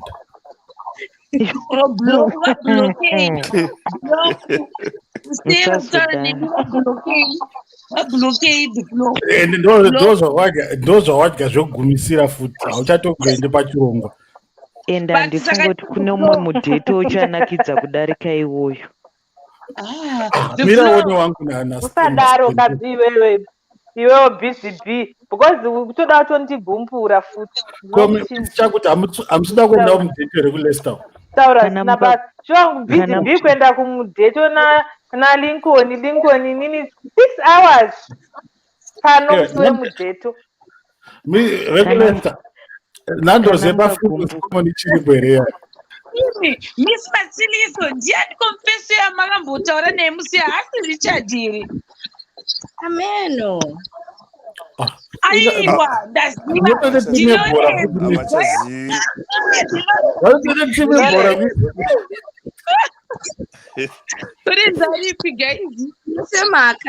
Shema akangano. Statue zvona tune timu yebhora. Ndakatokubvunza mwana wekulester but handichabvunzi because nenditaura basa avo direct. Ndangotaura nzvimbo. Uri kapa aiwa but vanhu vanonzi aiwa ndinozivikana. No, I won't handiti aiwa nditamusa. I won't say masteva. Handina sama sibs kwagazwa kunoitwa iko. Don't worry, musi Tuesday ndataura navo. Ndiri kuendako kunotora video on Tuesday. Muchakuona kwagaza. Handina mukuzivi. Ina asingakuziviwo. Eko nezvidomo hamumusha mangu ndogara ndirimo. Mapepa ona chimuko chachinja position manje chachinjira. Memadzoka kuchinjira. Yatotsoroka ide. Memachinja position. Hauskoro vari kutsigira date vari padhuze papa.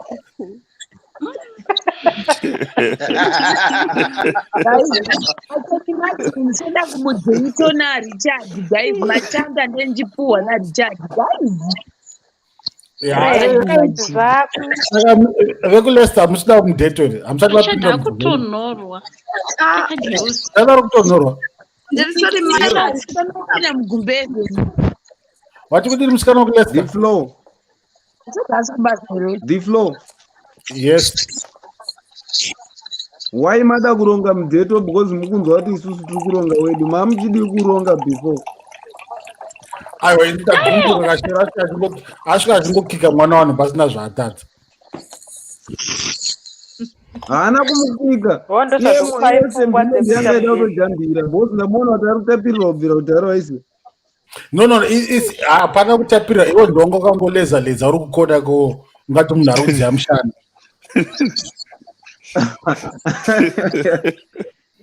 Tisazotondakuchakabudza. Pano panonzi pano.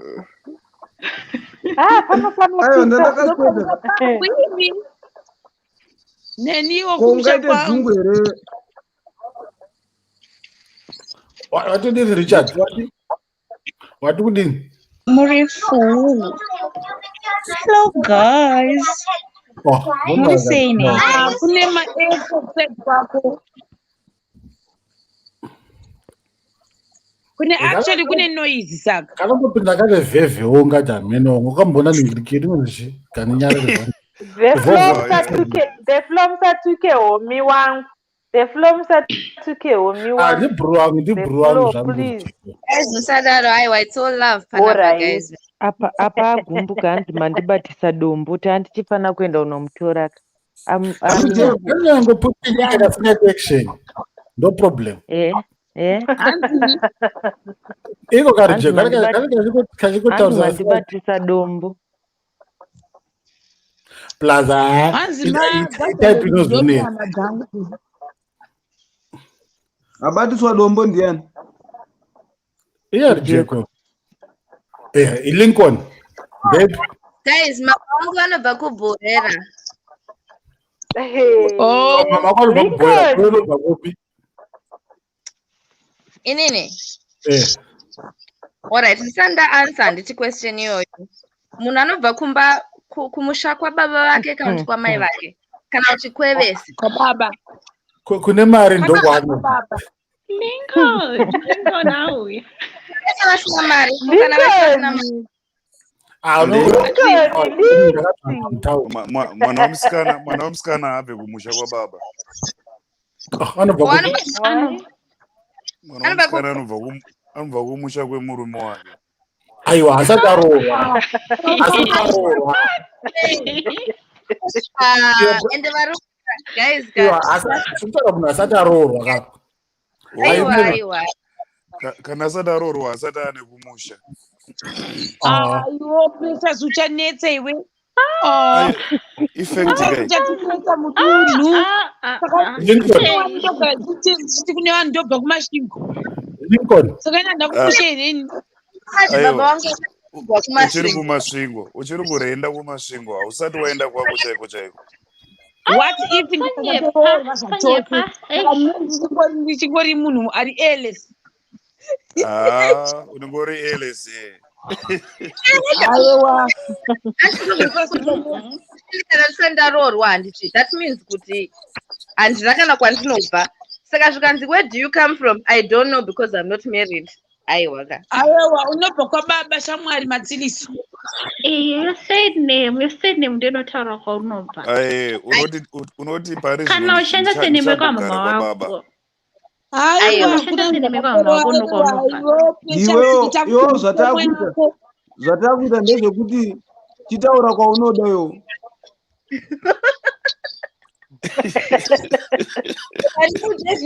Rega ndikudze zvinoita vanhu kunoku kuEngland manje. Munhu anenge achinzi Farai anouya achinzi Brandon.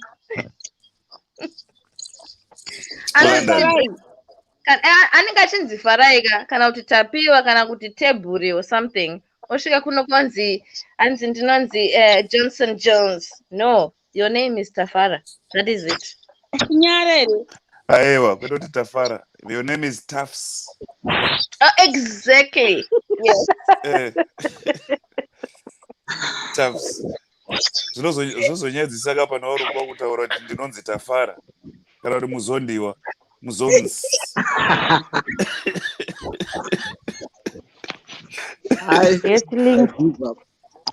Ndeti maswera sei vagari pano. Links. Iyo hatina kuswera Lincoln. Sange seni zvandazonzwa pano soka. Ndatoita hai. Ndabva ndaiswa paside pako. Match. Muchinatsorerurai zvamaita muri 2. Iwo Beulah una secret. Wanga waudza nguva yoti handiri. Iwewe Links iwewe. Vana the floor vakateta wava mudeto wekuchechi namanjenjenje. Iwo ukati tisu tienda kuRosebank. Nhasi pidigwa kuenda naBCB kuRosebank. Iwe. Andamboenda naye kuRosebank. Taenda kuCenturion. Saka iwo wazongaifanira kumboisa uyu pahold BCB uyu woitanga kuenda neni kumudeto wazoenda naBCB stay. Namba dzako ndadzitsvaga ndikadzishaya. Wadi kupiwa naShero. Unoziva iwe kuti nhamba dzepano dzinowanikwa kupi?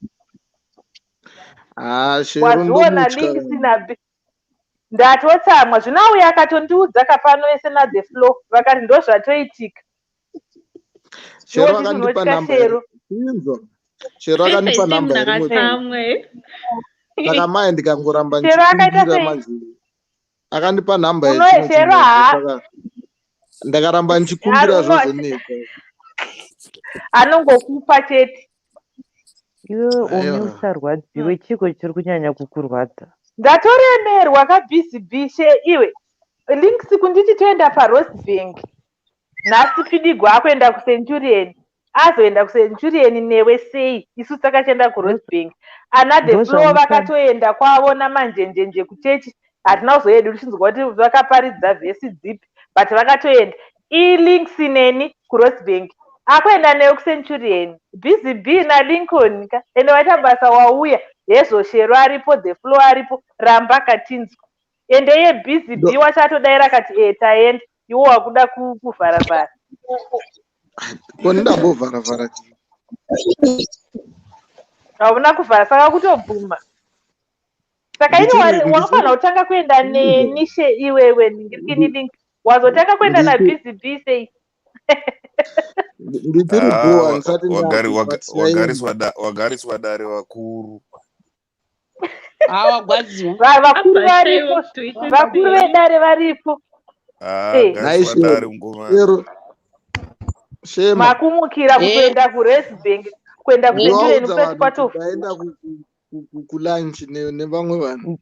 Ndide flow vatanga Why wandibvunza inini yeti munhu waenda naye akagara paside newe ndaenda newe reni. Hey, achaputika. Achaputika icho.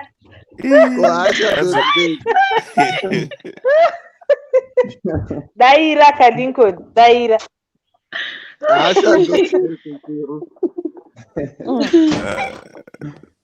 Musadaro munhu mana mona munhu aukakamaverwa mana mamunyanyirawo. Lincoln, maudza vanhu vangani mamu kulunch? How many people did you tell? Ina handizi kuziva kuti paudzwa vanhu vangani because ndandidhekwe nguva iyoyo. Mukatoposta ati munoziva kuti hamunonoki.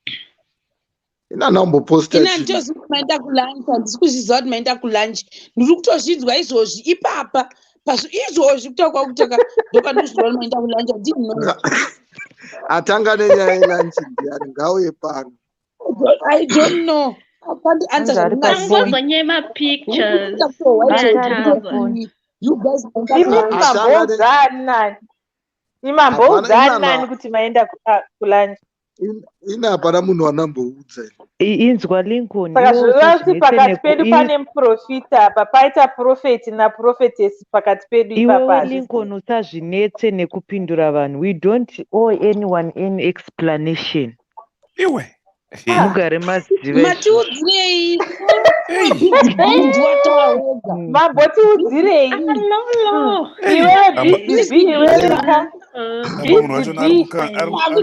Ari kukanda bomushi wakasitenda zvake.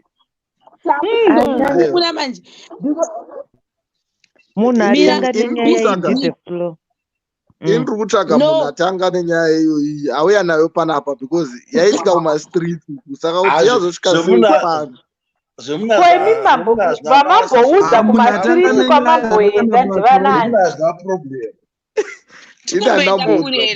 Munhu atanga nenyaya vakana basa imi taurai kuti maamuri kupi.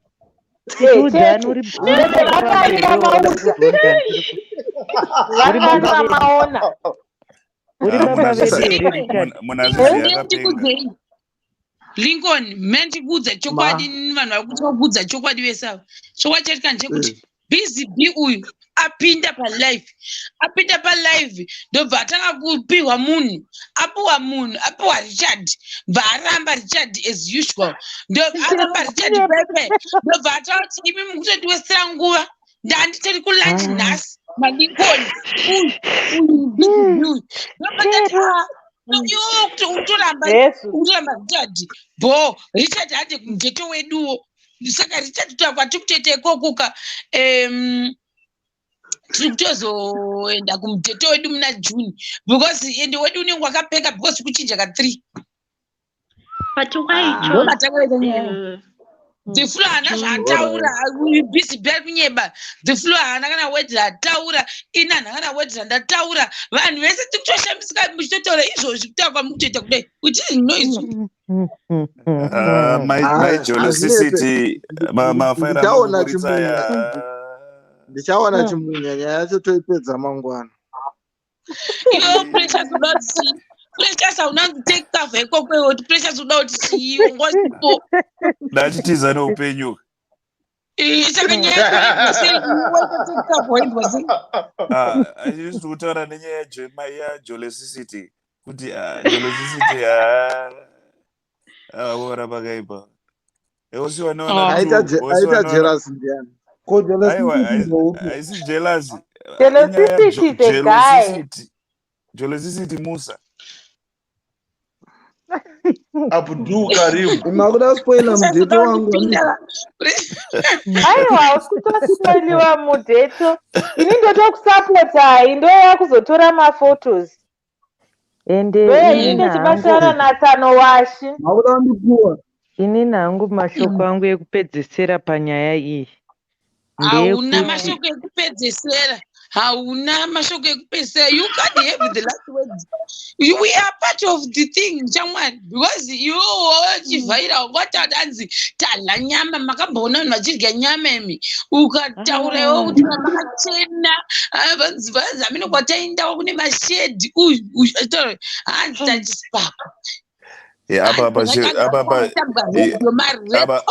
Apa Yoshero ukuramba wakavaisa pasaidi vari tu. What are you trying to prove? Ndiri pasaidi paprecious. Aiwa, ini ndagara ndiri kugona kwangu kwandaiswa uku. Imi mukuramba muchingoswededzwa muri tu imimi pa. Zvisinei timu rangu reJoni ndoda kukuitirai get together murunhu. Garonyerera zvakodi. Lincoln ina ndichakutrusta.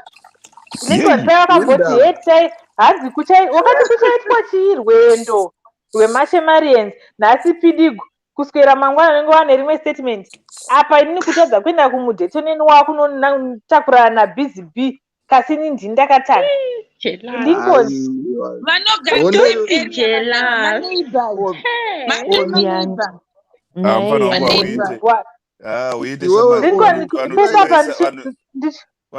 Lincoln chingotarisira Rosebank ndichingotarisira Rosebank ndokuziya ndikandoonosanganawo neyo macelebrity ndaenda naLincoln apa Lincoln wacho zviri pai aenda kuCenturion uko naBusy. Ndatozodiscover kuti macelebrity ari kuCenturion. Pane watatoona chaiye mucelebrity. Wamboti Sharon ari kunyepa wani. Wamboti Sharon ari kunyepa. Wamboti Sharon ari kunyepa. Uri kuzidzwa kutaura ega. Wamboti Sharon ari kunyepa. Zvauya nani andiwazomona munhu auya nazvo pano zvoka uyu. Ndiye auya nazvo. Ona ndomira naye the floor asiriye. Chimirai mubve Lincoln ataure mugopupura mangwana. Sherosa zvitaura Lincoln vanhu vese vakati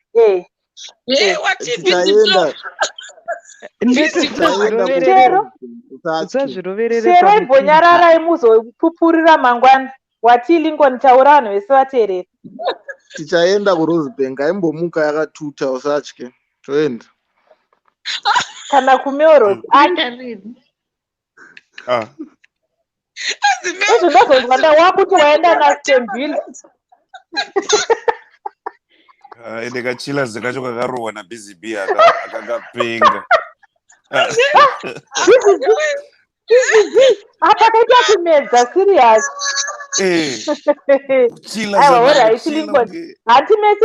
Handiti mese mazvinzwa kuti Rosebank haitame inogarapo forever. Isi tisingatotama iyo haibvi. Alright. Relax. Tichaenda. Aiwa ndarelax. Asi sei Busy B ari yatanga kuchuzwa. Aiwa, zvaitika neroti ndanchifambira kumaraini kwavo.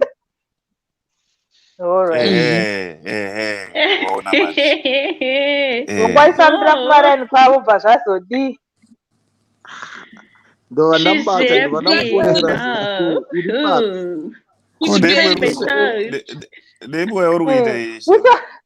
inzwa Shero chinzwa zvenditaure Lincoln upupure Lincoln usazoita futi zvawaita ndakuregerera wanzwa ndandakutsamwira apa futi Shero abva agona abva abvisa Busy B. Uyaruko. Alright. Apa iwo only hondo yaunayo ndeyekuti ndaenda naBusy B. Wazotanga kuenda sei? Dai Busy B wacho waenda naye akanyarara. Manje apa akuya chigara panapa. Iwo wakambotaura pano kuti tienda kumudheto. Vamwe vakatenda ndeto dzavo dzekuchechi vakadzoka. Isusu hatisati taenda. Wakungomuka waenda naBusy B naye. Apa muswe svondo futi. Chinzwa kausanya. Iwo wakamboona chinzwa ndikuudze. Hakuna vanhu vari serious vatoenda navo kumabhawa unozviketa. Mm. Mukadzi chaiye haendi naye kubhawa. Wangoenda kubhawa. Ndinaseka. Ndinaseka. Hausi mudhete waShero waseka here.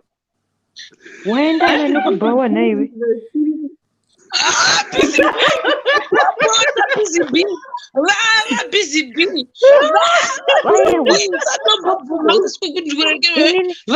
Inini ndoda kungobvunza kuti asi kwanga kuri kubhawa kuya ini bhawa handirizive. Maenda kupi kwacho? Kwanga kuri kubhawa saka ndiende newe kudzimura chimoto uri kutanga chimwe indaka apa wamboti hauna kuenda apa pidigu aiwa manje wo ukati hakuna munhu anoendwa naye kumabhawa ari serious wakutopenda inini kuti ndachienda newe kubhawa. Taura chokwadi. Itata ataenda swimming pool. Iwe uri bhururu wangu hauzitomborei kana madhamu kana chii. Avo vari kuda mudheto avo toenda navo kumudheto kwete kune chapu kuti ukangotarisa ungochiona vanhu vakasiyana siyana vachidisturb.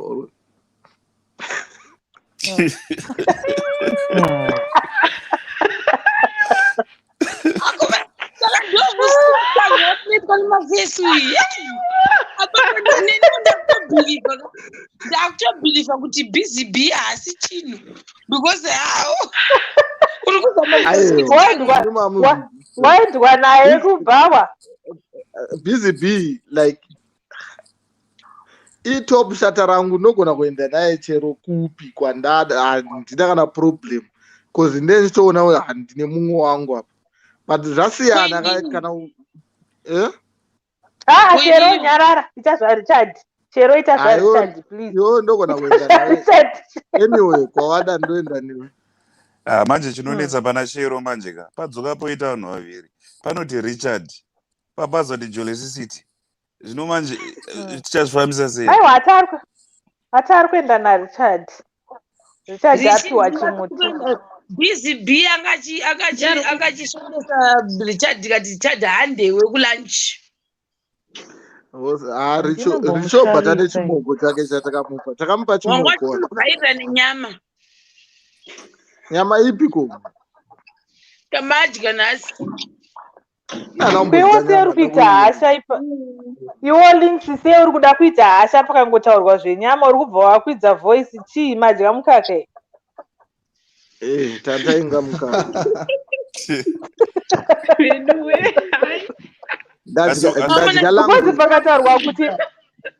pakataurwa kunzi nyama links ari kubva atochinja fesi kutoita hasha sei. Mirai guys mubox mune vanhu 10 ndakumbobviswa siri kutaura saka kana zvakadai pane vamwe vada kupindawo. Right again bobuda. Box inobviswa vanhu 10. Rujeko tanga wataura usati wadonha. Mbobvisa the floor. Ada kupinda yengapi?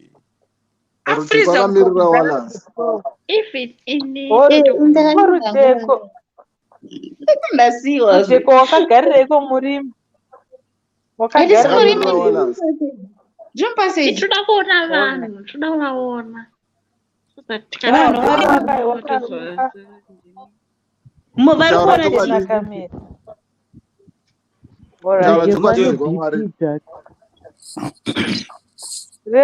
Taura chokwadi zvekwamwari ka ndakuona indafara rega indirare ndakaneta. Wakaneta iwewe. Kwabva kuindependent. Haungambotadzi kuneta. Centurion maneta ka. Wamuchija yamuri muri Centurion kupwa. Takurara baba. Panonzi paipo atomboiziva tangoiwira chisa nyama yayo. Takunorara istakaneta. All right. Panowandisa vanhu. Mukubva unoona kuti language ndena mosne Highlanders ndona tamba. Musikaziye chi? What links? Ko sama sibza ari kutaura ari kunyora zvakaona zvekuti. Guys, ndanzwa nekungomira. Nanasama, this exactly though handisi kuzata kuti ari kuda kuti ndo zvatinoita mafesi zvandanchitaura. oh this exactly how many alright ndanzwisisa ndambekumhanya noti vese ishuwa munotosvita munoti oh yes kuti ashuwa izvochii kutondisvitanga kwadzinorohwa matumbu ndo kwadzinomhanyira. but azviite kuti ona ndoenda namadhamu chinzwa ndoenda namadhamu kutyisa nyama kune kuchipinda mabhebhi zvibhora saka vanokubata kuti mhanyisa maziso mozodzekera kumba makunetsa. Shero please donedza Lincoln. Shero donedza Lincoln aenda anorara. Aiwa Lincoln dzokagara. Lincoln dona. Indava chii? Dona sha. But iwo busy be ataura chokuti hauna kuona zvibhora zvanzi chipfuura papa ndichikora handimukadzi here ndachimurakidza kachii uyo anogona kuti poison. asina mitmatiriso vari kubheka muri kunizva hanzi men's meat is another men's poison. Saka kana ari chibhora kune mumwe angatori tsvarakadenga. But maizvi handite nchimbofadza maziso tichiona. Lincoln ari kuti no matsilito Lincoln ari kuti paunoenda out like those places dzinge dzirimwa mabhias wawati saka ukazina nemadhamu azviite time because ione uchiti ukagaragara ukamwa sipu unotose utodawo so guys mama ndifungisa nyaya iyoyo yemaziso tatiri mukwekwe but aenda mulive yakatita live guys ndakati mafesi iritori bhebhi rake zveshuwa ende varatidza kuti mastudents vanava so zvakaita nezvekuti vanenge musikana angapinda definitely guys kuna vanhu vakaita kuita mena utorisha kuti vane zvinhu zvavo. I'm telling you the truth. This lady, akapinda sakamira kumareceipt apo. Saka papareti couples vanenge munoziva kuti vanhu variko mazano students vanenge vachamba vari group. Saka vana ava vanotonanga kapfeka kanhwatu kasketi kake nepesu kake vatori nemakaki zavo wati mweya chochi nechirungurungu vari kagroup. So mumwe wacho bvaenda kwabhosi rakamira apo. Kwapinda musikana uyu imi aita kuti akati jege vaona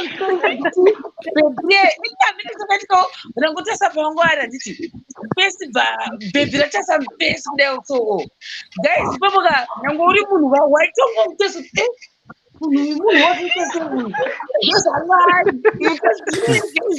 ateri apa anga akareba akapfeka zvimatende zvinhu zvakanyatsa kuti iwe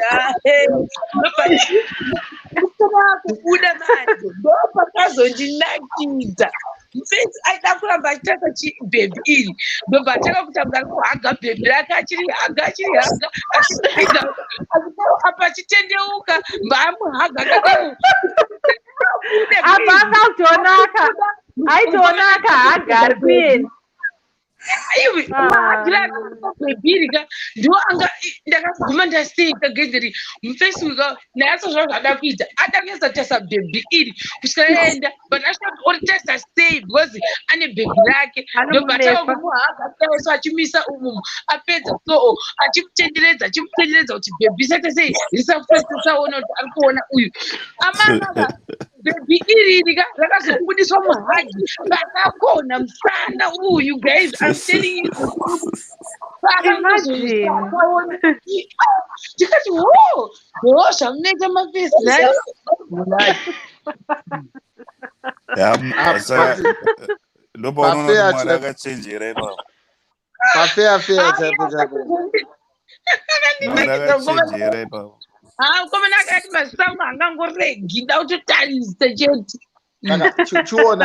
chiona waenda namadhamu manje apa vanenge vachingopinda kavachibuda ma-up and down apa madhamu vobva vakubata uri kujeziba uri kuona uku vomboti pamwe vozoona kuti wakutarisa uku moswera manetsana kana uchida kuti musanetsana apa unenge wasvika pacentury paina zvodwa. But then I think kuti reason yemunhu handiti yekuti anenge achitarise because obviously atingavoid vanhu handingotarisa vanava because vanhu vanogara vachipinda vachibuda handiti saka tinobva tatarisa vanhu handiti but naye zvodwa nasi unosvika pacentury paina zvodwa anofamba akapfeka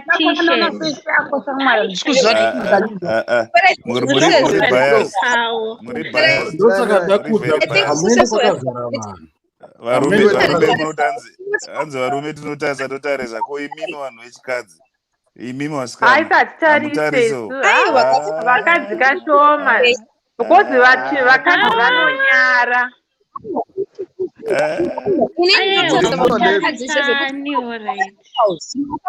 maybe inini one day ndingachenawo like munhu uyu ndozvandotarisa hangu but imi varume vakadzi imimi vakadzi mukaona vemamhasuru nemasixpack munotarisa yanakadaro hatitarise muni nimi mune mchidero hatitotarisa imi manje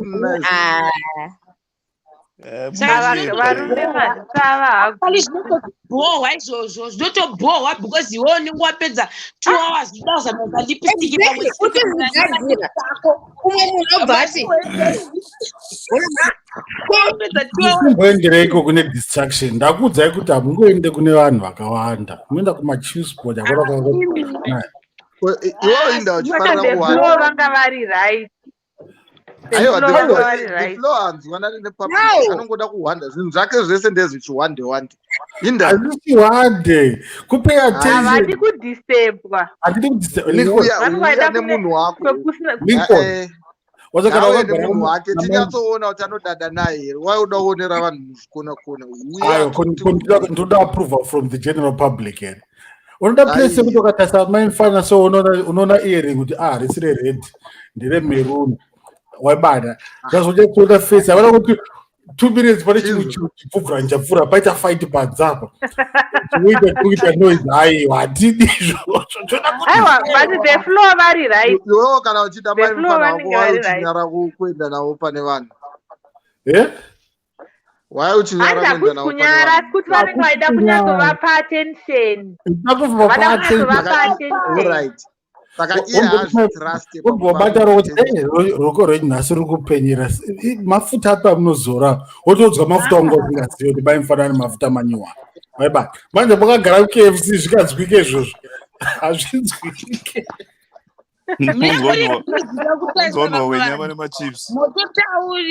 mototaurisa kudai kutera nemaziso zvino zvinondibhohwa izvozvo zvisingamboitini ndinototarisa because munhu yeye pamwe anenge ane ganda rakatonoti yes saka ndinotokutesa kuti ukumutarisa here ndinotodaiwo saka uri kuona vati point yathe flow iri right zveshero ine hangu ini freedom yangu ndoida ndochokwadi handidi munhu anodisturba asi pakuzomhanyisa maziso kapi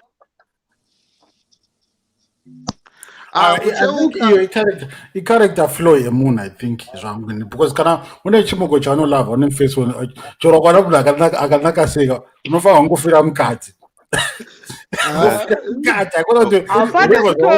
haufanhe kutoona kunaka kwake ukatojoka handiko kuona unongotarisawo zvine skiri aichimbotireka nobatwa maiona here tarisa zvakanaka unongochitarisa outfit woona outfit kuti dai outfit kai ndoda kuitengerawo chekwangu ona saka unongozotaurisa kuti uri kuudaka aiwa izvozvo ndonatsotaura live because outfit inofita munhu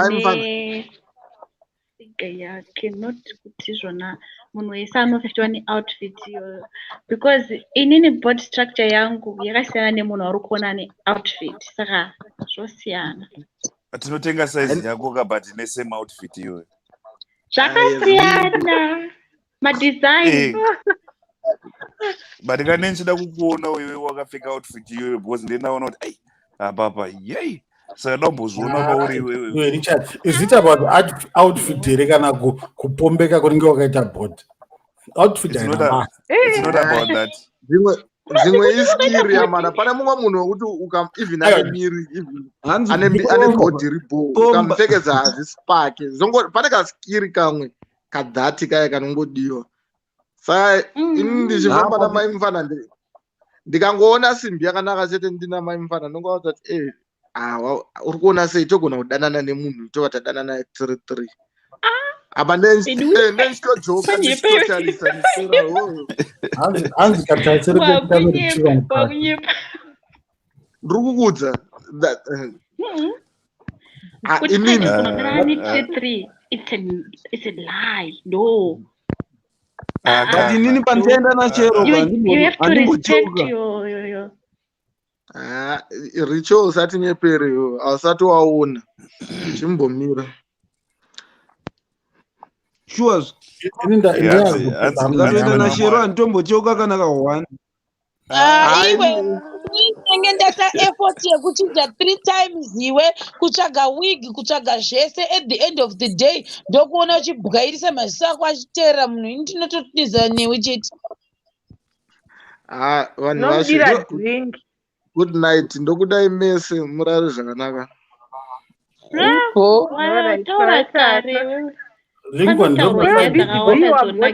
kunovata wadzoka wani ndo masainzi ekuti kana PCB ndatonyatsooti bhisa ndiuye ndendichita ndichizvidhifenda kozi munhu anobuda musaga pano ndikabvirisa the flow hana basa angachitoda nyama iyoyo warwadziwa kakuti mimi hakuna nyama iri fresh inodonha ropa mai kunokutodya ichangobva kuchekwa mombe. No, it wasn't about nyama. Lincoln, it was about disturbing my peace. Mira, adisturba peace yako ndiani? Ndiyatanga nenyaya iyoyo pano uyu. Chokwadi zvangu. The flow auya panapa akataka kubvonderai muri timi mira iwewe the flow ngaanmute maiki yake apa uyu munhu uyu iwewe the flow pisi yako kana yadistebheka haina kudistebhekera panapa enda usina kuuya kwayadistebhekera tagadzirisa aiwa Lincoln mandikuudze wait mandikuudze inini ndikutaurira atadaurara Lincoln ngachinorara hanzi the flow iwewe Lincoln iwewe wakatsvaga munhu wekuenda kumudheto naye then uyuwo busy b anga ari miserable ari kumba kwake then busy b ndobva aforera the flow akati what should I do nhasi independence saka ndoita sei ndiri board hanzi ndobva the flow ndati alright mina ndikuchestechi munhu akwanisa kuteka out ndopaabata iwewe Lincoln kunzi Lincoln what's your schedule nhasi zvibva waiwo wati pana zvandiri kuita zvikanzi enda unotora busy b muende kulunch together chimira ndikupedzera ndipedzei seka Lincoln hanzi ndobva aronga mudheto but paaronga mudheto ndofunga uyu handizozi kuti azvironga nhasi akaita zvironga nini ndobva abatwa nehope iri sande abatwa nehope pepe ndobva chiima chizofona kuchita no tazosangana chitionai chirye nyama tasangana mudheto makaronga wabudirira. That's what happened. Saka nhasi the flow is complaining why did you wake me up at 11 a.m. muswe Sunday ndopakanyaya ndapedza kukurongerai makundidisturba peace yangu saka muchadei on top of that. miraika taura chokwadi zvekwamwari ka ndandakapromisa busy b narojeko kuti ndichaenda navo pasi pemuti kune vamwe mhomes vanotengesa sadza riri bho kujobek zvakazoitika ndezvokuti saturday ndakazoenda kwandakaenda ndakamuka nhasi ndamuka ndichida zvinhu zvinovava ndopandazotsvaga angari padhuze kuti tibva tangopedza masports acho but zanzi sitomborina kana dhiri with the flow ngaasarwadziwe ndezvake Hauna bvanda unovata manje. Ndikona watodzinga the flow. The flow dzokai. Nhasi kana asina nyaya kana akangouya chete nenyaya iyoyi The flow dzokai. Ini ukafarisa iwo liti ukafarisa unoenda kublock view. Vanozviziva futi. Wotonoita Nashero? Ndoblock na. Akana. Nashero? Ndine masupporter mucomment section umu. Vanomira unoenda ndatomudza chero ukasangonde links ukasangondiendesa kuRosebank chete ndotodza shero kuti ambonomwa mafrizi kuzvitonhorero. Zvina basa izvo. Unondesa mudza shero kuti shoro links 2 days ari kublock view. Ndotoenda ndonodya zvangu nyama. Uri kublock view ukoko. Manje kublock view unenge uchimwa mafrizi. Kana tichaita zvamafrizi. Kublock view kwashero kunomwiwei kwane nyama mazana. Kublock view kwashero ndeko mafrizi. Unenge uchimwa mafrizi uri kweko. Uchimwa chiya chiaisi chiya. Chigwavha juice. Ndendiri kumaterrace. Alright. Chero uri kusapota nyaya yekuti Shero. Ndauza links. Mira ntange kutaura inini links. Ndauza links kuti ukasangondiendesa kuRosebank ndichaudza Shero ombonomwa guava juice kublock view. Kwe2 days ari kweko. Anaende ndichidya nyama ndikati kublock view kwako wanikwa nyama futi. Omi uruda kuhotspota Shero kuti akubatsire kuvenga Lincoln. Venga nai mega usade kutiitira samba. Eka nenda kunotsvaga supporter ozvo. Iwo busy Shero utange busy kublock view. Inani ndomubloke ndabvunza kuti ndikirikeni uyaendepi the floor aendepi. The floor aremerwa nenyaya yake yanga atakura panapa. Omi usadoti sema urwire hondo dzako dzirwe uri 1. Alakoti. Ndatozviona kati watorwa. Saka iwewe linkisi, wewe mujeto wedu. Usanendese kuchechi. Isusu tukuenda kuRosebank. Handiti iko kuRosebank kwacho kune iko kwanetsa kudai kwa. Handiti kuenda kuCenturion. Wati Shero? Shero wati? Ndati the floor aendepi. Uyu pana tanzi kuchemera kuendeswa pasi pemuti here. Ngati kuRosebank kwacho uyu atanzi uyu ndi busy ndo vaenda pasi pemuti. Busy maenda pasi pemuti. Busy aenda kubhawa. Aenda kubhawa. Nakuenda kubhawa ari kunyeba Lincoln uyu. Kwavaenda ndakuona vandiitira video call navo. Kwakanaka usanyeperwe. Linki wewe. Chikuda chokwadi iwe Omi uri kuvharwa naLincoln. Vanhu vaenda kufence kuneno fancy place ndoko vaenda ava. Sanyeperwe zvako. Ini Shero ndokutemba ndozvati haunyepi.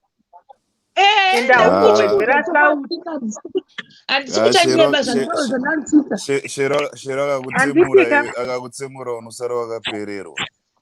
Saka iwewe links kuti nyaya yedu ipere uchaenda neni handitika wozoenda neni futi naBusy B wacho tiri vatatu. Azviite.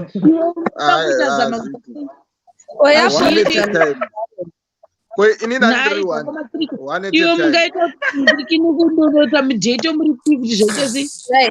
Polygamy, aiwa. Zvekwamwari chaizvo uya wakasitombo uri mubeto. Aiwa. zvepolygamy. Polygamy waimanga naye. Ndaitofambawo neimwe timu yangu yandandinayo inotofakwa udaro. Aiwa, vanhu vari mupolygamy handiti. It's good for them, but inini handingakwanisi kudaroka. Unoda one at a time. Aiwa, hazviti kuti Monday. Ndokuna Monday neWednesday. Alright. Good night vanhu vashi. Alright, waita hako tambotandara. Unoda iwewe chete kuti every time. Ona busy bee abva ndanovare kana kuti. Vari kufona vari musame house vanhu ivavo. Rega ndinovatawo. Pano ndiri kupera kutizwa ndisaranda ndega. Sharon.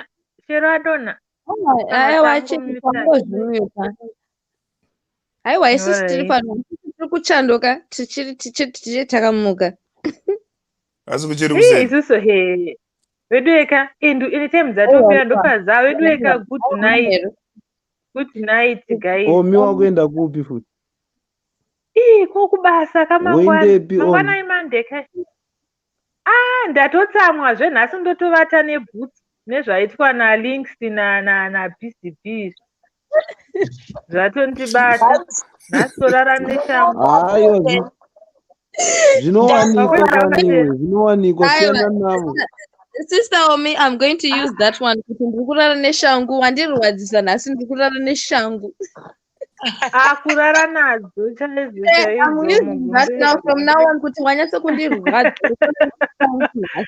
Ndarwadziwa. Saka nhasi vanhu vanga vachirwadziswa zvishoma. Naimi. Shero ndakatomirira hangu tozoona kuzomirira kuenda kuhati break yenhunzi pamwe kutori nani.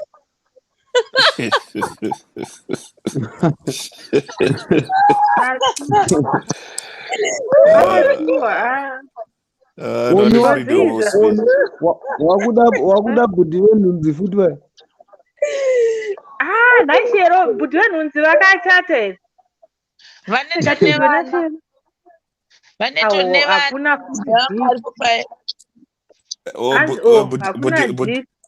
bhudhi venhunzi dzeblack. Hanzi vakatozvitatira vatori hepini nemhuri yavo. Richard, unoshaya mudheto, Richard. Unoshaya mudheto, Richard. Hausiriwo wakapa. Izvozvo I refused. Zozoshero information. Kurambira futi. Ndinotokurambira because process yacho. Richard. Hello. Richard. Mawita masaini apa. Apo mawita masaini Richard. Richard Navi.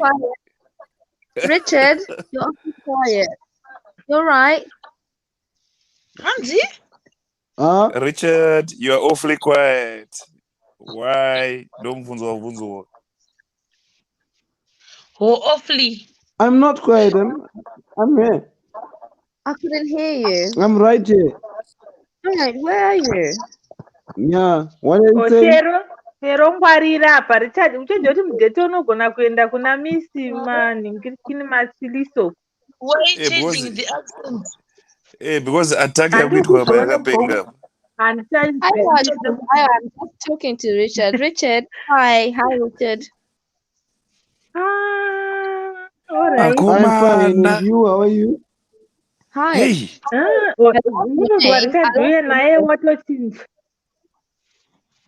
Shero dzoka. I know your name. Ona mudheto waenda. Guys, murumoinda.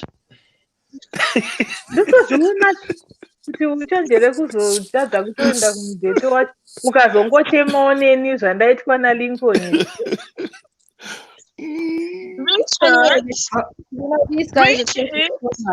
So, how are you? Hi, Sharon. Hey. Wow. Well, so you definitely know. No, Matidiso. Tidi is talking to you. Hey. No. Sharon is talking to you.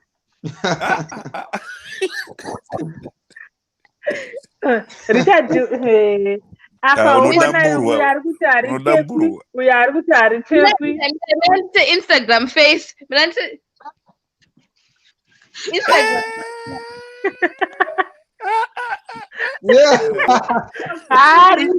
Chero mjeto waenda. Guys, ini ndakurara. Bye. The floor, good night. Chero, good night. Richard, good night. Precious, good night. Tomorrow, Omi. Good night, Omi. Night. Tosangana mangwana. I'm head.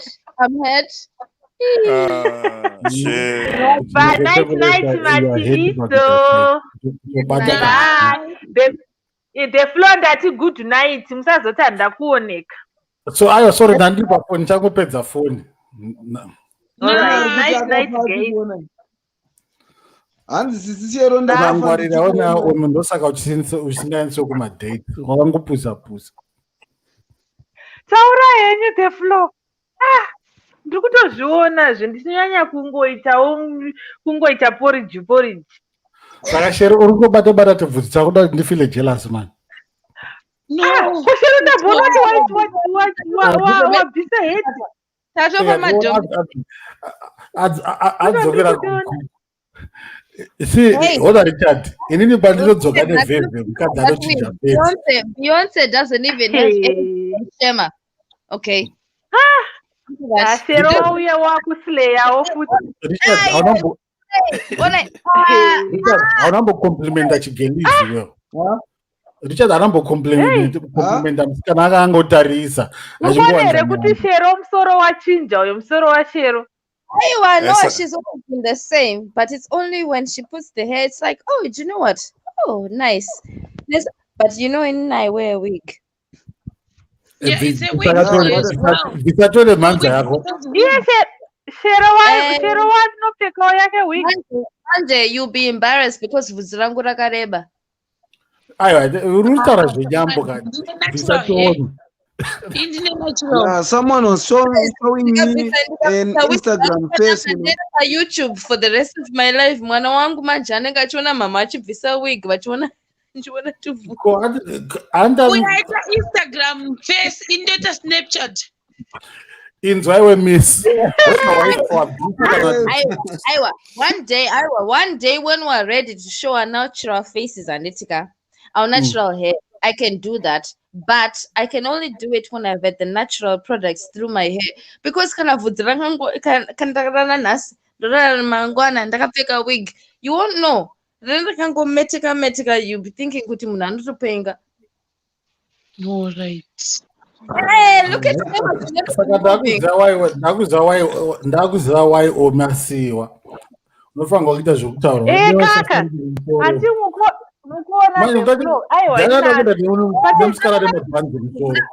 Aiwa. Ane African here. Next time. Aiwa. When I agree with Chero that I will make sure that this is not a live stream, I will show you my hair. It is long, but I'm not going to show you when it's not pushed back or standing up. No. Aiwa. Tokubhadhara ndiri murombo zvangu, don't worry, I'm okay. Aiwa. Tinokunyengerera. Yes. The floor. Ndichatondotsvagawo yangu wig. Have you been noticing Chero doing this, Hansi? Eka. Ndozvinoita Chero kana ada kukudenga. Chero here uyu. Chero. Pandakaona birthday. Chero imbobisa wig.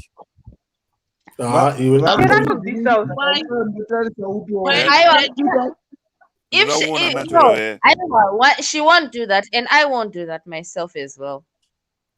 Saka muri tu imimi, if we offer you something yekuti zoni mubise mawig, munoramba? Yeah. Inangu andirambi. Chero. Chero, come on. This is what you're supposed to say. chero here chero unombondinakidza unomboziya business minded Miss Matilito. I'm very, very business minded. If I get that offer, ndinotenga zvokukwana zvangu ndoisa muntugu. Ndingasira ndichimirira izvozvo. Put the offer for me. But ndakaenda kuboarding kuZimbabwe. Saka I have to make sure kuti my losses zangu are right. Saka kuti ndibvisa apa aiwa. This aiwa, I'm not ashamed of my hair. Yapinda papi panapo. Kwani ndakadzidza kumusha kwako na headmaster ndo head boy futi. Ndakaenda ku guinea fowl. You know about guinea fowl. You know that is guinea fowl. Pagwero apa. Exactly. Shurugu. Kumashurugu. Kurojekera kumashurugu. Ndosakareka ushurugu face ndazvoona.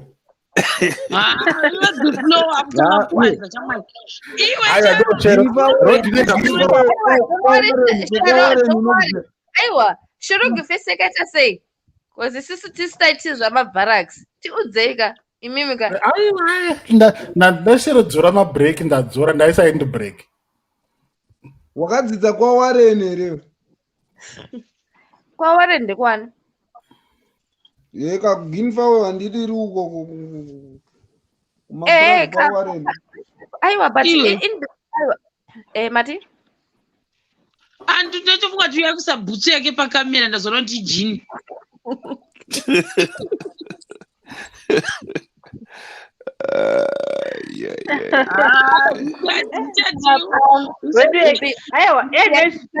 Guys, night. Because they na 7 ndifana kunge ndiri kubasa. Itawarwa negodo wangoita chipiwa kunorara. Aiwa tokusetera alarm. Kuoneka kwemunhu aremerwa. Don't forget kuti your burden is all our burden, so we'll be praying for you. Ndakubvisa wigi yangu niyo ndondishinya guys angati Helen yangu yakakwa nevanhu vekuku.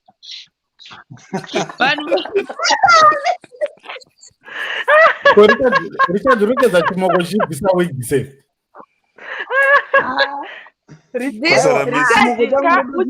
Richard, uchenjere kuti kumudheto wigi ichabviswa. Ini andikachandobvisa newigi. That is only follow suit zvaitwa naShero. Aiwa, no, mine is no glued to my head. Shero. Zvandakamboita rimwe gore zvandakamboita nemawigi iyoyo. Unorara nayo. Look, mine is glued to my head. Saka nawakurara unorara nayo. Yeah. Unozobisa zvaita sei? I don't have any reason to take it off, ka. Precious, vasikana kuguinea fowl vanonetsa vanorizina kuti majaha. Aiwa, vasikana vekuguinea fowl kwangwari. Hanzi morizira tu vachika. Aiwa, because let me tell you what happened. Story time. I thought I was going to a private school because I was from Bulawayo. I didn't speak Shona. I came from South Africa. No Shona. Ndobandaiswa ku guinea fowl. Do you know the first night Shikanzi never in the dormitory, 21 Shikanzi. By the end of the day, uchataura Shona iwewe. Can you hear me? Dotaura Shona did. No one taught me Shona. I don't know how to. I can read and write, but I didn't go to school for it. Ndakadzidiswa because I was like, "Nasi ndinorohwa kuboarding. Survival of the fittest."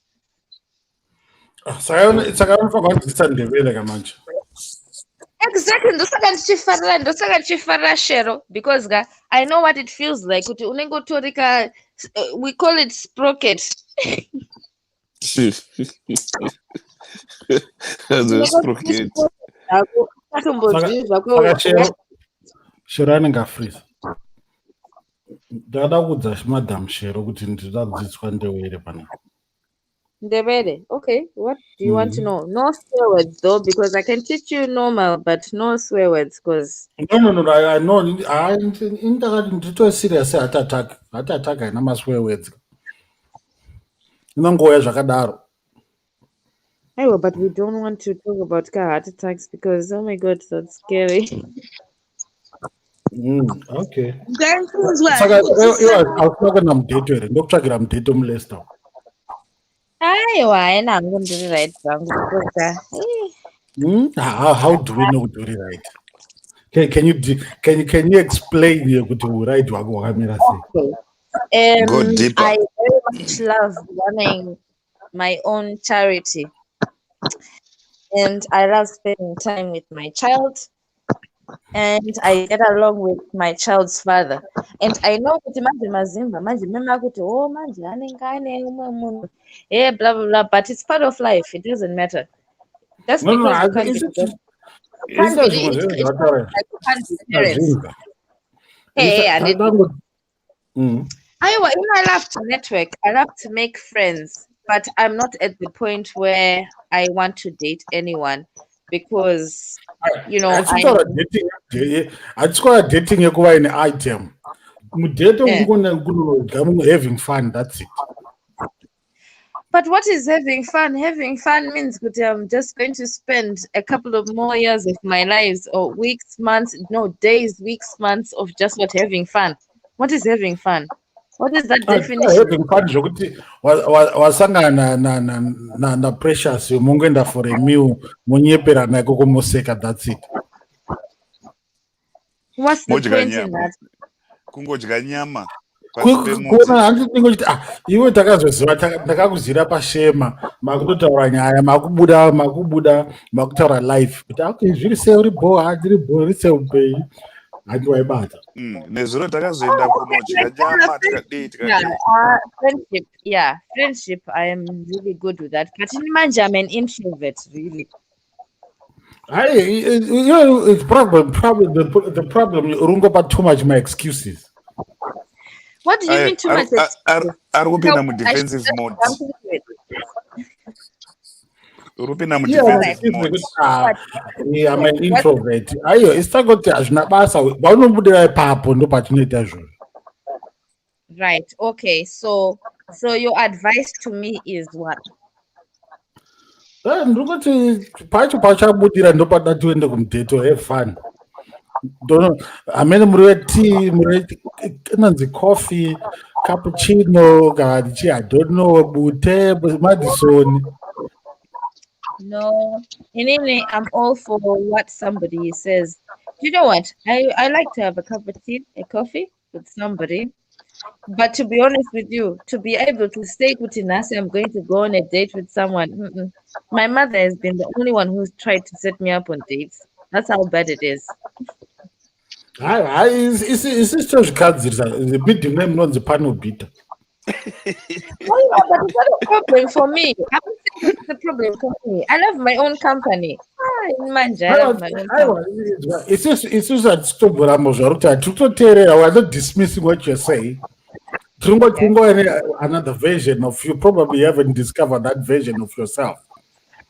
Well, maybe you're right because maybe I haven't, but maybe I don't want to discover that side because there's enough. Yeah, but it needs to be tested to go in the right answer because right now you haven't got the right answer, is it? I think, okay, let me be honest with you. I think it's very difficult when you think, actually, without exposing myself, when you think like you can do everything for yourself, you are trying to see what is the other person going to do for you. I'll say for somebody like me with a child. Me and the father of my child, we get along really well. We're just not good together in a relationship, but we're great parents. So that's where, do you get what I mean? It's not only about me just dating anyone. Do you understand? So I don't waste my time being in the dating pool because I wouldn't want it would be unfair for somebody who has no child to just say, okay, I'm going to be a... What dating is in dating. That's how we women, that's to show you how we women think. We think about tomorrow. Maybe I'm wrong. Maybe you can correct me. I'm open. Instead of meeting up with new people, Mongo hang around, that's it.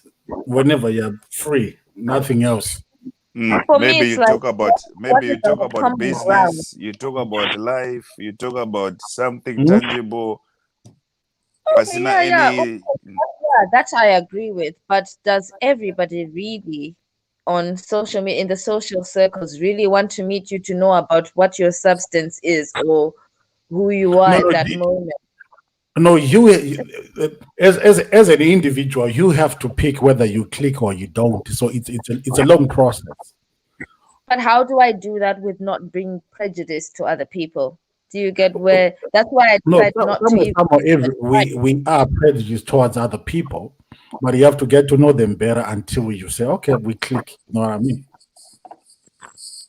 Many people ban you when you do that. So That is, they ban you when you let them go in deeper. If you know a limit, no, honest person, but some people can genuinely use your honesty, for like they can literally drag you in the mud for you being honest. Because I'm the sort of person where I won't mince my words. Yeah, but So you have learned one or two things from trouble. But you've learned one or two things from your past experience, is it? So you can use your experience to sort of weed out those things from. Of course, yeah. But how do I not like this is the thing. Obviously for me, I'm speaking for myself as a human being, me, right? Matsidiso, as I am, right? How do I then say, okay, I can't judge another person, right? Because we're not meant to judge, because I really believe in God. I hope you guys believe in God, because God, Jesus, is the only way, the truth, and the life. Anyway, I'm not gonna preach. But you see why I just won't just waste my time. Which is why on a platform like this where Shema is, I can see that, oh my God, her birthday. Shema, happy belated birthday. It was such a touching message. You know, when her mom was talking, you could literally see Sharon in her mother. I was in tears and everybody was laughing at me because I was actually like driving and it was playing on my monitor and I was crying. All right. Because it was because it was so touching. It felt like when her mom was talking, it was Sharon talking. When Sharon was talking, it felt like it was her mom talking, and that's how me and my mom are like. So it was really nice to do that. Sharon, get someone who wants the filling station. I definitely feel. I got back up a filling station. I got my emotions. No bother, I'm food tank. I even said to my mom, look, mom, this is how I feel about you. You see, Sharon, uchaza that one wabudise my emotions vanenge vakabhotla naye. No, it's not like I was bottling it up. It's just it's heightened it. You know, it heightened. Zvangobuda ingobvuma kuti pakangoitika emotion. kukonareya hehantu yangoburitsa my emotions. It made me really remember how much I love my mom and how much she sacrificed for me and how much I would do anything. It was such a lovely thing to see. Okay. Totora manotes. Shero vhudzi rako rakure. Iwe mbosiya komenda naiwe Richard, iwe Precious. Baby. Ndinotaura zvebvudzi. Pava vane magelizi hobho panapa. Hauna kumbotaura anything. Vazongosara Sheri wakutaura zvebvudzi. Warege kubvunza zvekutaura zvamisa. Uri kune redhiyo iri kutaura. Hello. Dzikisa volume yeTV kana redhiyo.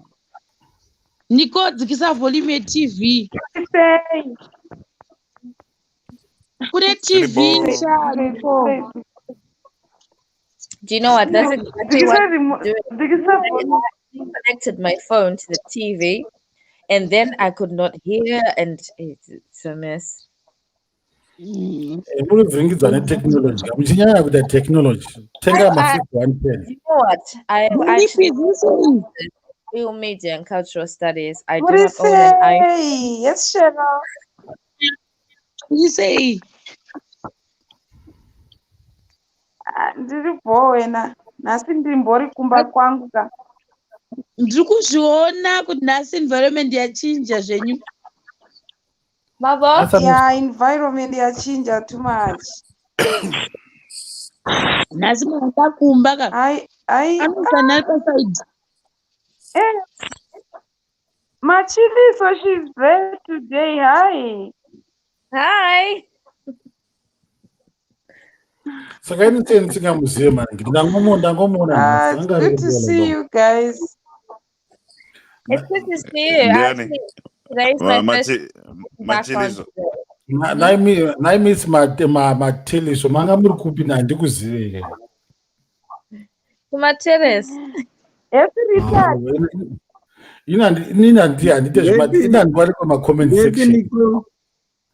you have to understand, most of the time I'll be working because correct.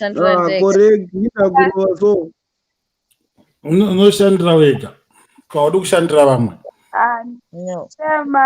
No, I do. Half I do. Because I'm a No, it's not about Mari. No, it's about people. One thing you have to know, I'm very religious. Not just no, I'm very pro God. I think Machili, so she's speaking, so it's good to takuita confusion, I think. Okay, Machili, so what do you say? Devko Nico, what do you say? Did you share the flow, everyone? Yeah, she say. How can the flow be shared here without space? Sharon,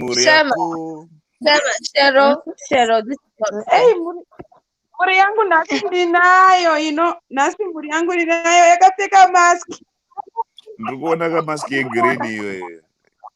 Arushka COVID, social distance hapana ka. Hey, you know these kids, sometimes there's something else. Weekend. Iyo Machiliso uda kufunda zvangu zvokutabudisa face inda. Yeah, I'm off. Machiliso freezer we. Yeah, auda kufunda zvokutakwanise ndingabudise face. My face is very precious, like it's taramkoma precious. No, why are you that precious? Your face. You want to see your face, the flow. That one, see my face, like I said, is very precious. It's very precious. Like how? How much? Very much precious. Really? Yeah. Live so bye.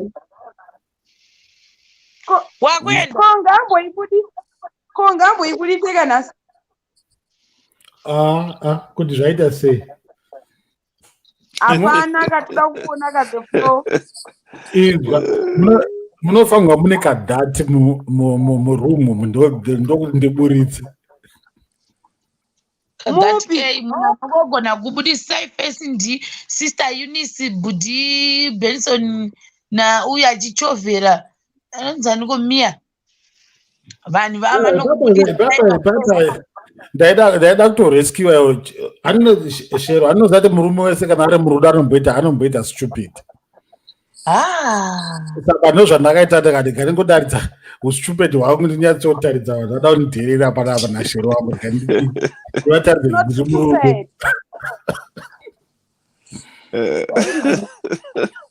ndakuda kuvata guys.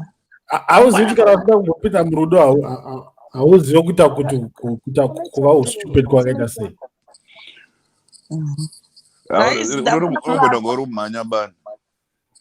Mangwana pane kwada kumukira guys, bye bye, ndakuenda bye guys. siyati na Miss Chakuti. Sharon. Wakwenda here Sharon. Tulani Miss Chakuti vapinde tisare tinawo.